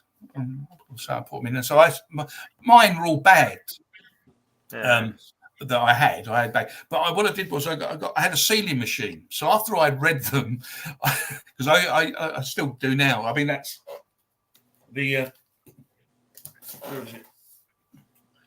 So that's heat pressing the seal. That's what the number is on the bottom there, sort of thing. It's my catalogue number, and I used to catalogue all my books. I still do. I mean, now I do it on the computer, whereas before it was with the hand. I mean, I've done all my hand stuff, and then I've transferred it to the computer. But when I started doing all these putting it all in bags, I had a sealing machine, and once I finished reading them, I sealed them. Weird thing to do. I had to cut a little hole in the back of the plastic bag to let the air out, because otherwise they wouldn't flatten properly. But then, when I was working for my father for a few years, we were working in the bushes, or not saying it's not true, it's not really working on the Easter bank holidays and Christmas time and stuff like that. And when I was off school, I used to go and help in the shop, mainly a sweeper upper and a tea maker, but they usually help. You made a lot of tea in your career, but yeah. We used to deliver. When they the meat and everything else used to be delivered. One of the things that used to come was there was these big punnets of liver and kidneys and other offal. They used to be in these punnets, this sort of like thing like that. But they were on a pallet, and the pallet had a white cardboard on it. And then they put it's to stop the blood dripping on the ground, sort of thing. It's soaked the blood up. That's right, from the cartons or whatever you want to call them. And anyway, it was like that. But the cardboard, and I was looking at this cardboard, and I said to him, "Have you got any fresh cardboard that you haven't used to do this?" "Oh yeah, mate, I had tons of it. Yeah, I'll bring you some." I said, "Okay." So that's why I ended up having balls. I actually made my own balls. It took forever because you would cut them into the right size to put them into these bags. It took ages before I got them. But so I actually had virtually all of my collection that I sold were in bags and balls, because this guy, when he bought my collection, he couldn't believe it. I mean, I stopped sealing them then as well. I just did the bag, because the bag it didn't have a lip like you have now. I mean, this was just a straightforward polythene bag, and I put the ball, cut the ball to size. No flap on it. Put it on that. That's right. And put it in there, and then just put it there. That's the reason I sealed them. But I couldn't see with this card in it. I couldn't seal it properly, and I thought I'd leave them as they are. But anyway. When the guy bought me, he couldn't believe the condition the books were in, and all this business of bags and balls, because this was before bags and balls, I know of anyway. Yeah. It's not true. Not before bags. They were in bags, but as far as balls, because balls came. I don't know whether they came in the 80s or what they did, but let's just say there was a while ago. But that's so all of mine was all neat and tidy. The only thing I didn't have was boxes, apart from my father made me some. Those black plastic things that you get now that they put their slabs in. He made me some of those, but obviously in wood, and so I actually had wooden boxes. But again, they had no lid, but those so I could put them in sort of order. So I had sort of comic boxes as well. With the full one of them, I couldn't lift one nowadays by any stretch. But so I had those boxes as well, sort of thing. So I had all these. The precursors sort of things that everybody seems to have nowadays. I've got no choice but to lift my boxes, because some of them I've got piled beside the wardrobe, so they're like 7 or 8 boxes high. Yeah. So I have to sort of move one of the short boxes, so I get the tallest long box out, and I'm like that, like holding it, pulling it off like that, and lower it down gently, kind of thing. So one day I'll be found dead under a pile of boxes, probably. Yeah. But I've been buying the small boxes and transferring them from the large ones, because I can't lift the bloody big things now. Well, I can lift them, but I don't really want to. The back's not risk it. And so I'd rather say split them. I mean, I've still got boxes in the loft, and there's a lot of boxes now in Madam's bedroom. There's also a lot of boxes in mine as well, for that matter. But I'm trying to slim down, because what I would like to do is get rid of some, and then I can concentrate on buying the older ones that I want to get. So, but it's getting rid of them. It's which ones do I get rid of? I don't know. I've got about 35 boxes in my bedroom. I think. Mixture of long and short boxes. Yeah, I've got about 65. I think it's about 65 of large and small now. Most of them are large, but as I'm slowly transferring. Got supposedly 5 supposed to turn up today. Boxes in his kitchen, ain't you, Darren? Yeah, there's not a lot of rooms in this house that doesn't have comics in. There really isn't. And it's a big house. It's like 4 bedrooms. I think I've got 4 bedrooms. The 2 bathrooms actually 1 bathroom is empty, but the other one's got comics in. The kitchen's full of comics. The hallway's full of comics. Yeah, you store your comics like Trump stores state secrets, don't you? Like in Yeah. his bathroom and in the shower. Like This is Splatalago. This is.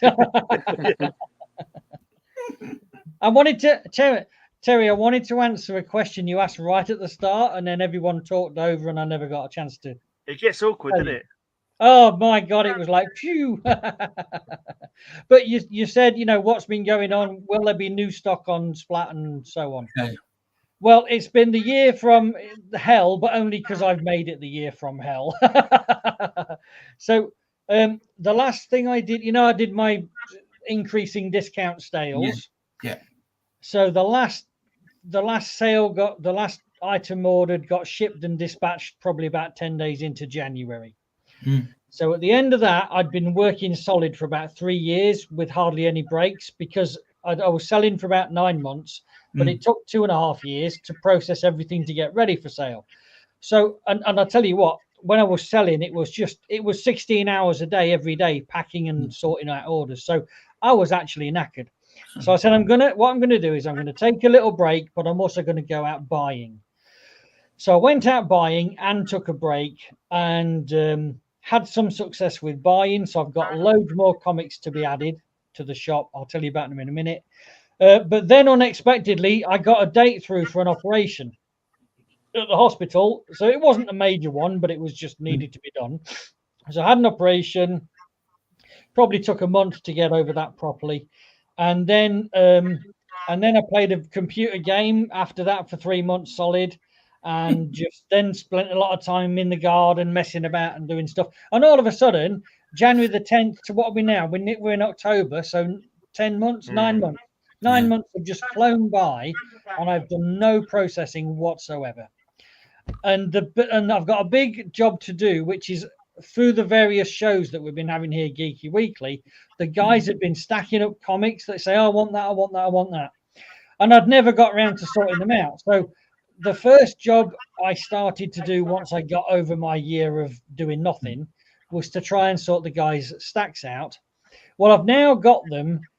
I've got all the Marvel and DC size comics bagged and boarded and graded. I've got everything listed, and I've got to now price it up and figure out which comic is which guy's stack. So I'll probably have to go back and watch the previous shows to see who wanted what. Seems like a lot of work, mate. Seriously. But anyway. Although probably 80% of them, the guys would know who wanted what. It's the why don't we just do another stream sometime and you just show it to us and we'll claim them again? Well, but that will be easier. Well, honestly, we could do that, but it would be as big a jumble as anything, I think, Gray, to be honest.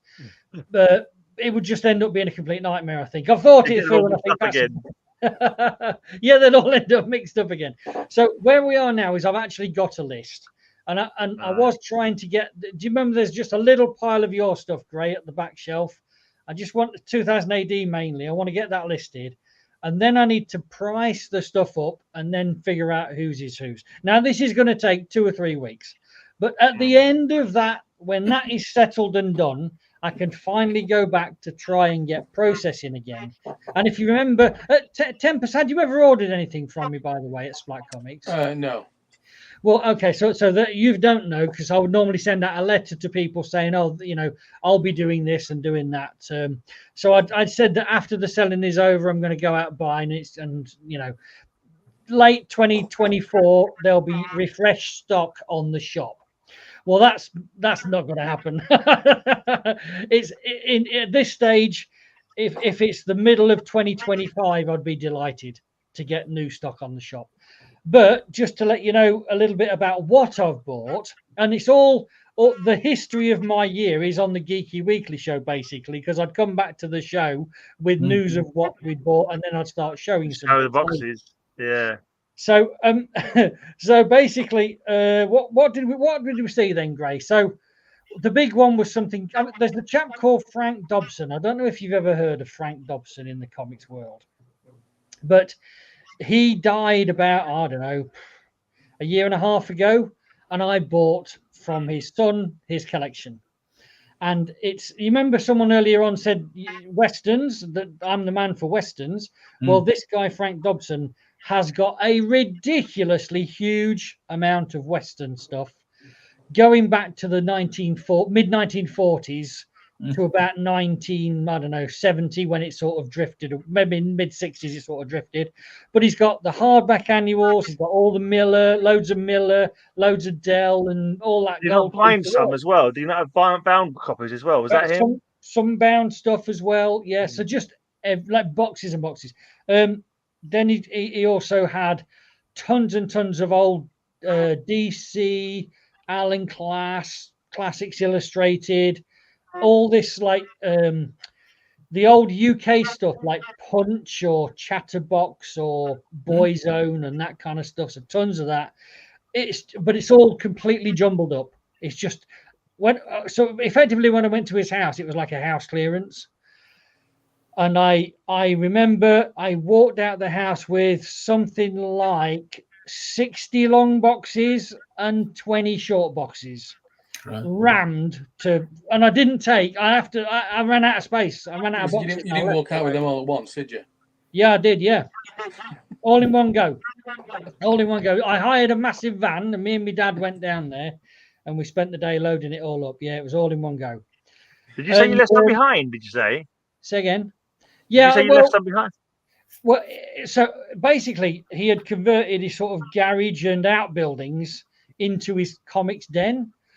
But not only were there comics and annuals and hardbacks and stuff, as much space that was taken up with all the comics and hardbacks and annuals, there was as much again taken up with soft cover novels and books. And I'm not interested in any of that. So all that probably went in the skip. Right. And there would have been bloody worth, probably some rare sci-fi, probably worth a few bob in there and all, probably.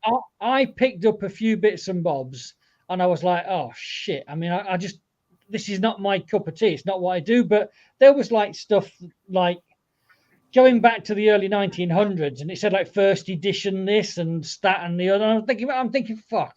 I just don't know that subject, and there could easily have been some treasures in there. But there was also a lot of, you know, if you walked into any sort of secondhand novel bookstore full of novels and fantasy in the 70s, you just have every paperback thumbed through known to man. So it was all like that as well. And Frank Dobson, from what I saw, was not that bothered about condition. He just wanted to have the stuff. So it wasn't like he had some Aussie stuff in there as well, didn't he? And he what, mate? Yeah, a lot of Aussie stuff in there as well, didn't he? Australian stuff, loads of Australian reprints and stuff. And also, his son told me that he'd already, because he had two sons, one was a comic collector and one was a record collector. And the one I was talking to was the record collector. But the comic collector's son had already been through everything in the comics and stripped out everything of value and taken away eight boxes, 8 short boxes, I think. But judging by what was left over, what the record, these are the truth. Right? I said, when we're talking about how much I was going to pay for it, he said, well, to be honest, this is all shit to me. So what would you pay me for a van full of shit? He said. Jesus Christ. So basically, because we've took the good stuff out, well, I've been pulling stuff out for the guys. And as I've been listing it, I've been sort of trying to, because, you know, when you list stuff, you don't know what half the stuff is, so you got to look it up. And I've been looking stuff up, and my jaw's been dropping. I'm like, fuck. Like when Duncan McAlpine on his comic book price guide says, this stuff is like impossible to find in a grade better than very good, and I'm pulling it out in fine condition, and I'm like going, fuck. So, you know, and this was the shit, remember? This was so... I know. Thankfully, this comic guy didn't know a lot about comics then, if that's the case. Maybe wasn't quite the collector you thought he was. Yeah. Exactly. Yeah. The son who was the comic collector was into... Took what he wanted. Into DC and more modern, so he was rudimentally aware that certain things had value from the old DC and Marvel. And I think he probably took out any DC or Marvel. There's hardly any Marvel in it. I don't think I've seen more than 5 Marvel comics in the entire 66 whatever boxes. Right. So whether they took all the Marvel out or not, I don't know. But I think I think Frank Dobson was not a Marvel collector. I think he was a DC collector. And I think the stuff that's missing is man. old and key DCs. But again, Frank Dobson, from what I can see, he wasn't collecting the mainstream DC. He was collecting the more obscure and bizarre stuff. You know, like the horror stuff, for example, or Phantom Stranger, or I don't know, Flash Gordon, or stuff. As you say about jaw dropping, because being Phantom Stranger, the older stuff of that is worth a lot of money. Well, that's good to know, because I haven't even started looking that up. But I tell you what, there was. You know, First Jonah Hex All-Star Western 10, is it? Yeah. Right. Well, I was finding box after box with All-Star Western 9, I think it was. And I bet you there's more than 20 copies of All-Star Western 9 in nice condition. And there's about 10 copies of All-Star Western 8. And we were like hunting and hunting and hunting for the 10. And we found one, but it was a reprint. So, you know, that's the kind of weird stuff. But anyway, so Frank Dobson, that was a huge collection to buy. And that's still sitting there almost untouched downstairs in the garage. Then there was loads of smaller collections. I went to Wales to buy some 1960s and 70s Marvel from a policeman who'd come off a motorbike and lost use of his legs, so he was in a wheelchair. And he had his collection of Marvels, never bagged or boarded, beautifully looked after, stacked on his bookshelves, and he'd been to Canada and back and took them there and back again. And there's probably 1,000 comics, and they're like very fine or better. They are beautiful condition. So that, and they're consecutive runs of like most of the Marvel titles from about, I don't know, probably about 1970 to 79, that sort of thing. And also, but he also collected all the magazines and a lot of the stuff like that as well. So that's all there. So that's all untouched still. And then there was an auction. Something came. Do you remember this one, Grace? Something came up at auction. Well, this is the big one, isn't it? It came up in Lichfield auction, and it was just Marvel. And it was like, shit, I've got to go and have a look at this. And I would never normally buy, because I can't afford to buy stuff at auction. There's not enough profit margin to buy it that way. But I need, you know, in all the sales that I've been doing, my shop is basically stripped of Marvel. There's shitloads of DC left, but I'm stripped clean of Marvel almost. Nobody wants DC. Nobody wants DC. Well, other than you guys. We're the only people that want DC, I think. Yeah. So, but I would say that I sold probably maximum 20% of my DC stock, but I would say I'd sold 80% of my Marvel stock. So I'm desperate to find a Marvel collection that fits that gap for when I go back and say, hey guys, I've restocked. There's no point having no Marvel on sale. So this was a Marvel collection popped up at auction, and I jumped in the car and went to have a look at it.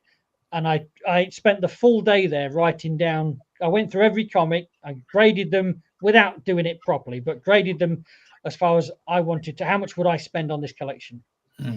And the next day I went back and bid on it and put twice as much in as I'd said I was going to put in, but I ended up winning the auction. So that auction is gobsmacking. It is amazing. And it contains, in fine or better, mainly fine or better, every Marvel comic issued from about 1965, maybe. Less a few keys, because they took the keys out and sold them separately, and I didn't bid on those largely. So, but basically, a complete run of everything from about 1965, 1966 through to probably about 1980. And that was the collection I needed to fill the gap that's missing from the shop. So now I have that Marvel collection. Then there was another massive collection. I bought 9,000 DC comics from a woman on the South Coast whose brother had died 22 years ago, and his collection had been in her attic ever since. So this absolutely awesome collection of DC comics in really high grade, but he had bagged them and sellotaped the bag over and stood them vertically, and they've been there in her attic so long, the sellotape has melted and they're all stuck together like a brick. So I've got to somehow separate them all and then rebag, reboard, and so on. So that's all down there. So basically, I've got, and this is just, they're just like the 3 ones I can think of. But I bought multiple other little bits of collections and so on. So I reckon I've probably got 70,000 comics that need processing for sale. Oh, dear. And when I launched Splat Comics selling this time around, I know I had about 45,000 comics in total on sale. So there's still about 20,000 left. So the total offering would be in the region of 90,000 or 100,000 comics when I eventually get them ready. That's a lot of comics and a lot of processing. Now, well, I mean, I've got 21,000 comics, and I've got molds, and there's so much bleeding space. So, well, God knows what bleeding 90,000 looks like. Yeah, it's huge. And I've even got a collection that I bought 10 years ago that I've never took out of the boxes, and it contains and this was just an awesome. This was 30,000 comics from one guy, and he had bought everything from about Marvel and DC and independent, everything from about 1975 to about 2000. One of everything, in largely speaking, near mint condition. And that is just gobsmackingly awesome as well. And so that needs processing as well. So have you got home contents insurance? No. Oh. No. I don't see the value in doing it for comics, because I just know the insurance company would screw you over at the end, say, well, they're just comics. They're not worth anything. They're for kids. We're not paying you a penny. The only way you can do it as far as insuring with comics is concerned is to actually stipulate each particular one. And that takes obviously years to do. First you have to get take a photograph of it and prove the price of it and all that sort of thing. And then every single one. You can't do that if you've got 90,000 comics laying around the house, can you? No, because the act of getting ready for the insurance is the same as getting ready for the shop. I'd have them on sale. Fair enough. I was going to offer to come and steal them for you so you could do the insurance job. I would more than if somebody walked up to me and said, "I'll give you 100,000, right, for the lot." Right. So my estimate. All right. So let's do maths, right? There's full retail value, which is what I might list them at on the internet. Then you will never sell all your comics. You will only ever sell a maximum of a half of them. So you got full retail value multiplied down by 50%. But then I might have to discount them in order to get them selling. So let's say another 50%. So if I reckon there's probably 500,000 full retail value, half of them to sell is 250,000, and then at 50% is 100,000. So if I said there's 100,000 in value there, if someone walked up to me and said, "I'll give you 100 grand," I'd say, "Take the fucking lot." Just have them. Save you a lot of. It saved me a year's work or more. Well, it's a year to process and a year to process orders. So it's, when you figure out how much time you have to spend and how long it takes to sell them, it's actually a very poor income over the length of time it takes you to do it. Yeah. And I think that I don't know. It's hard to know what the right model for cash generation is. There's an argument to say just buy collections like crazy, dump the low value stuff for whatever you can get, chuck it back through auction, right? So you get peanuts, and sell the keys. Because that way you're processing as much high value stuff as you can for the minimum effort. And that could be the way to maximize money. The problem with doing that place I got to does that. I just don't think that there's enough collections out there to do that on a long-term basis. The trouble is with a lot of the comics, especially Marvel, everything's a bloody key. One way or another. Or at least they think they are anyway. So I think that's what's so annoying. Yeah. They'll buy a collection. Somebody at their first appearance of this and the first appearance of that, but they died in the following issue. Yeah. So the model I've sort of adopted is while I've got time, I'll process everything I can for sale, knowing that it's a continually increasing amount of stuff on sale. And then if ever I need cash, I'll do some sales. But when I don't need cash, I'll just leave it at full value and just get the trickle of whatever orders comes in.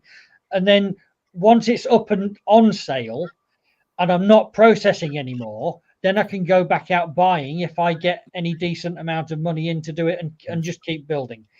But whether I'll just whether that's a fool's errand and I'll still be doing that at 160 years old and no money is quite possible. But the other thing I say is, because I go out and buy collections, it's like the lottery. You'll never win the lottery unless you buy a ticket. That's right. And so every time I go out to buy a collection is a possibility of winning the lottery. Because if there's a Batman #1 or whatever in there, then there's that. And quite enough say, I don't think a physical store would make selling easier. Well, again, I've actually had a physical store in the past, and I think a physical store might work if you also had an internet store, but your internet store is the main income. The problem with a physical store is all of a sudden you've got an extra premises to pay for, rent, rates, gas, electric, etc. Physical stores have fixed opening hours because the shop's only open while there are staff in it to be open. So you've either got to go to bed sometime, and you got to have a social life sometime. You do need insurance as well. Insurance as well. But also there's the hours. Also, if you've got a physical store, you've only got a certain radius around that store where the customers will come to visit that store, because it's a pain in, because so you've actually minimized your customer base too. And the worst of all for me is having had a physical store in the past, what used to just drive me crazy is when someone would come into the shop who doesn't know anything about comics whatsoever and picks a comic up out of all the bagged and boarded, beautifully graded, and nearly bends it in two because they just go, "Oh, what's that?" and they're just ruining the stock as you go along. And then all of a sudden, if you sell that same comic on the internet to someone who's bought graded near mint and someone bent it over, you're going to have to give that person the money back as well. So at the end of the day, I decided that I don't want anyone else touching the comics, so that whatever's in the photo of my internet shop, that's what you buy in that condition, and it will go in a package that's securely packed. And when you open it, you will get that comic in the condition I bagged it. There's no theft because no one can come in and steal anything. All the overheads are gone because I'm doing it out of my house, and I'd have to live in the house anyway, so there's no additional cost. So there's like a million, and also the big thing is it's a global customer base, and it's open 24/7 every day of the year. And when you link it into other things like marketing on Facebook or so on, you can reach such a wide audience with just a few adverts on Facebook groups, for example. And so that's why a physical store for me just isn't the right thing. And well, I don't even do that. I used to do shows and markets. I used to do that. But again, what our experience is, to do a 2-day show, I need to invest 4 days of time, because you've got to get ready for the show, and then you got to unpack after the show. You've only got a certain customer base that's in the show. Half of them ruin the books because they don't know what they're doing when they touch them either. And you've got the cost of the tables and the petrol and the hotels and the food and the extra staff member or whatever. You're having to sell a lot of comics to pay for the activity that you've just done. And then when you get back, you're knackered and you've made no money. And sometimes they make your table money back. You don't even make your table money back. I did it. The reason I did shows was to improve the performance of the website. And I've got a web counter that shows me how many visits there are per minute, and I could, it's quite detailed, these web counters that you get on the internet. And so I could monitor the internet performance after a show, because I was pushing hard to do whatever I could to get increased traffic on the website. And I did 7 conventions, and I can tell you, I made small amounts of profit that only just made it worth going. But my stock got destroyed by a grade in the process of doing all of that. And I can tell you for a fact that my website hardly improved in terms of the attendance of people coming. It just hardly changed. And furthermore, I only ever received about 2 orders in 7 shows as a result of doing the show. And I said, I'm just banging my head up against the brick wall here. So I just canned it all, took all the cost away. So I said, stop spending money, stop giving people to show organizers, to advertising in magazines, to staff members, to hotels. Stop paying out money. And that was the secret. As soon as I stopped paying out money and only started collecting money, things changed. I started to make some profit. And so that's why shops and shows are, honestly, they're a nightmare. No, it's just funny you talking about All-Star Western or Jonah Hex, because I've done 2 or 3 videos. I've just been doing the script for the next one actually, but that with Jonah Hex, I don't know what it was. With one particular day or one morning, I woke up and I was thinking for some reason about the super spectacular Jonah Hex, the one where he dies. The last story of Jonah Hex. And I thought, I haven't read that bloody story for ages, sort of thing. I'd love to read that. And then I went on the internet, went on eBay to buy a copy. And then when I saw the price of it, I thought, what? This is getting stupid. And I went through it. And as it turned out, there was a guy that was selling all of the first series of Jonah Hex, the whole lot, with that super spectacular, with he had the weird westerns with it as well. Not all of them, but some of them. He didn't have number 10, but anyway, he had quite a number of them. So anyway, he lived in Portsmouth, so it was just down the road from me. And so I sort of sent him a message, do you do it any cheaper if I pick it up? Because, I've got to worry about posting them and all that sort of business. So I got a really good, real good deal. Okay, it cost me more than the super spectacular would have cost me. But the thing was, most of it, they wanted 50 or 60 quid for a decent condition one, So I was spending quite, a couple of £100 buying the whole bloody thing. So, and I mean, again, it was one of them collections that I used to have, and I'm replacing it. So anyway, I went down there, picked them up.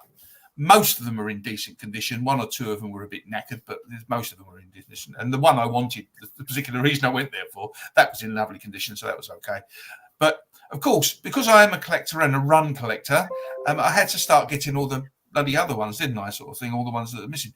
I had the Millennium number 10.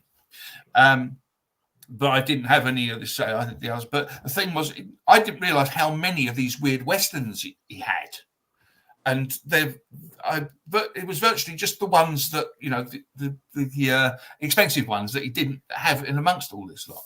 And of course, then we've got All-Star Western goes back to number 1. I know it's only volume 2, so I had to do that as well. And fill the holes in. I managed to pick up a number 10 for a decent price, and then got it for about 120 quid or something or other. I got a 10 for.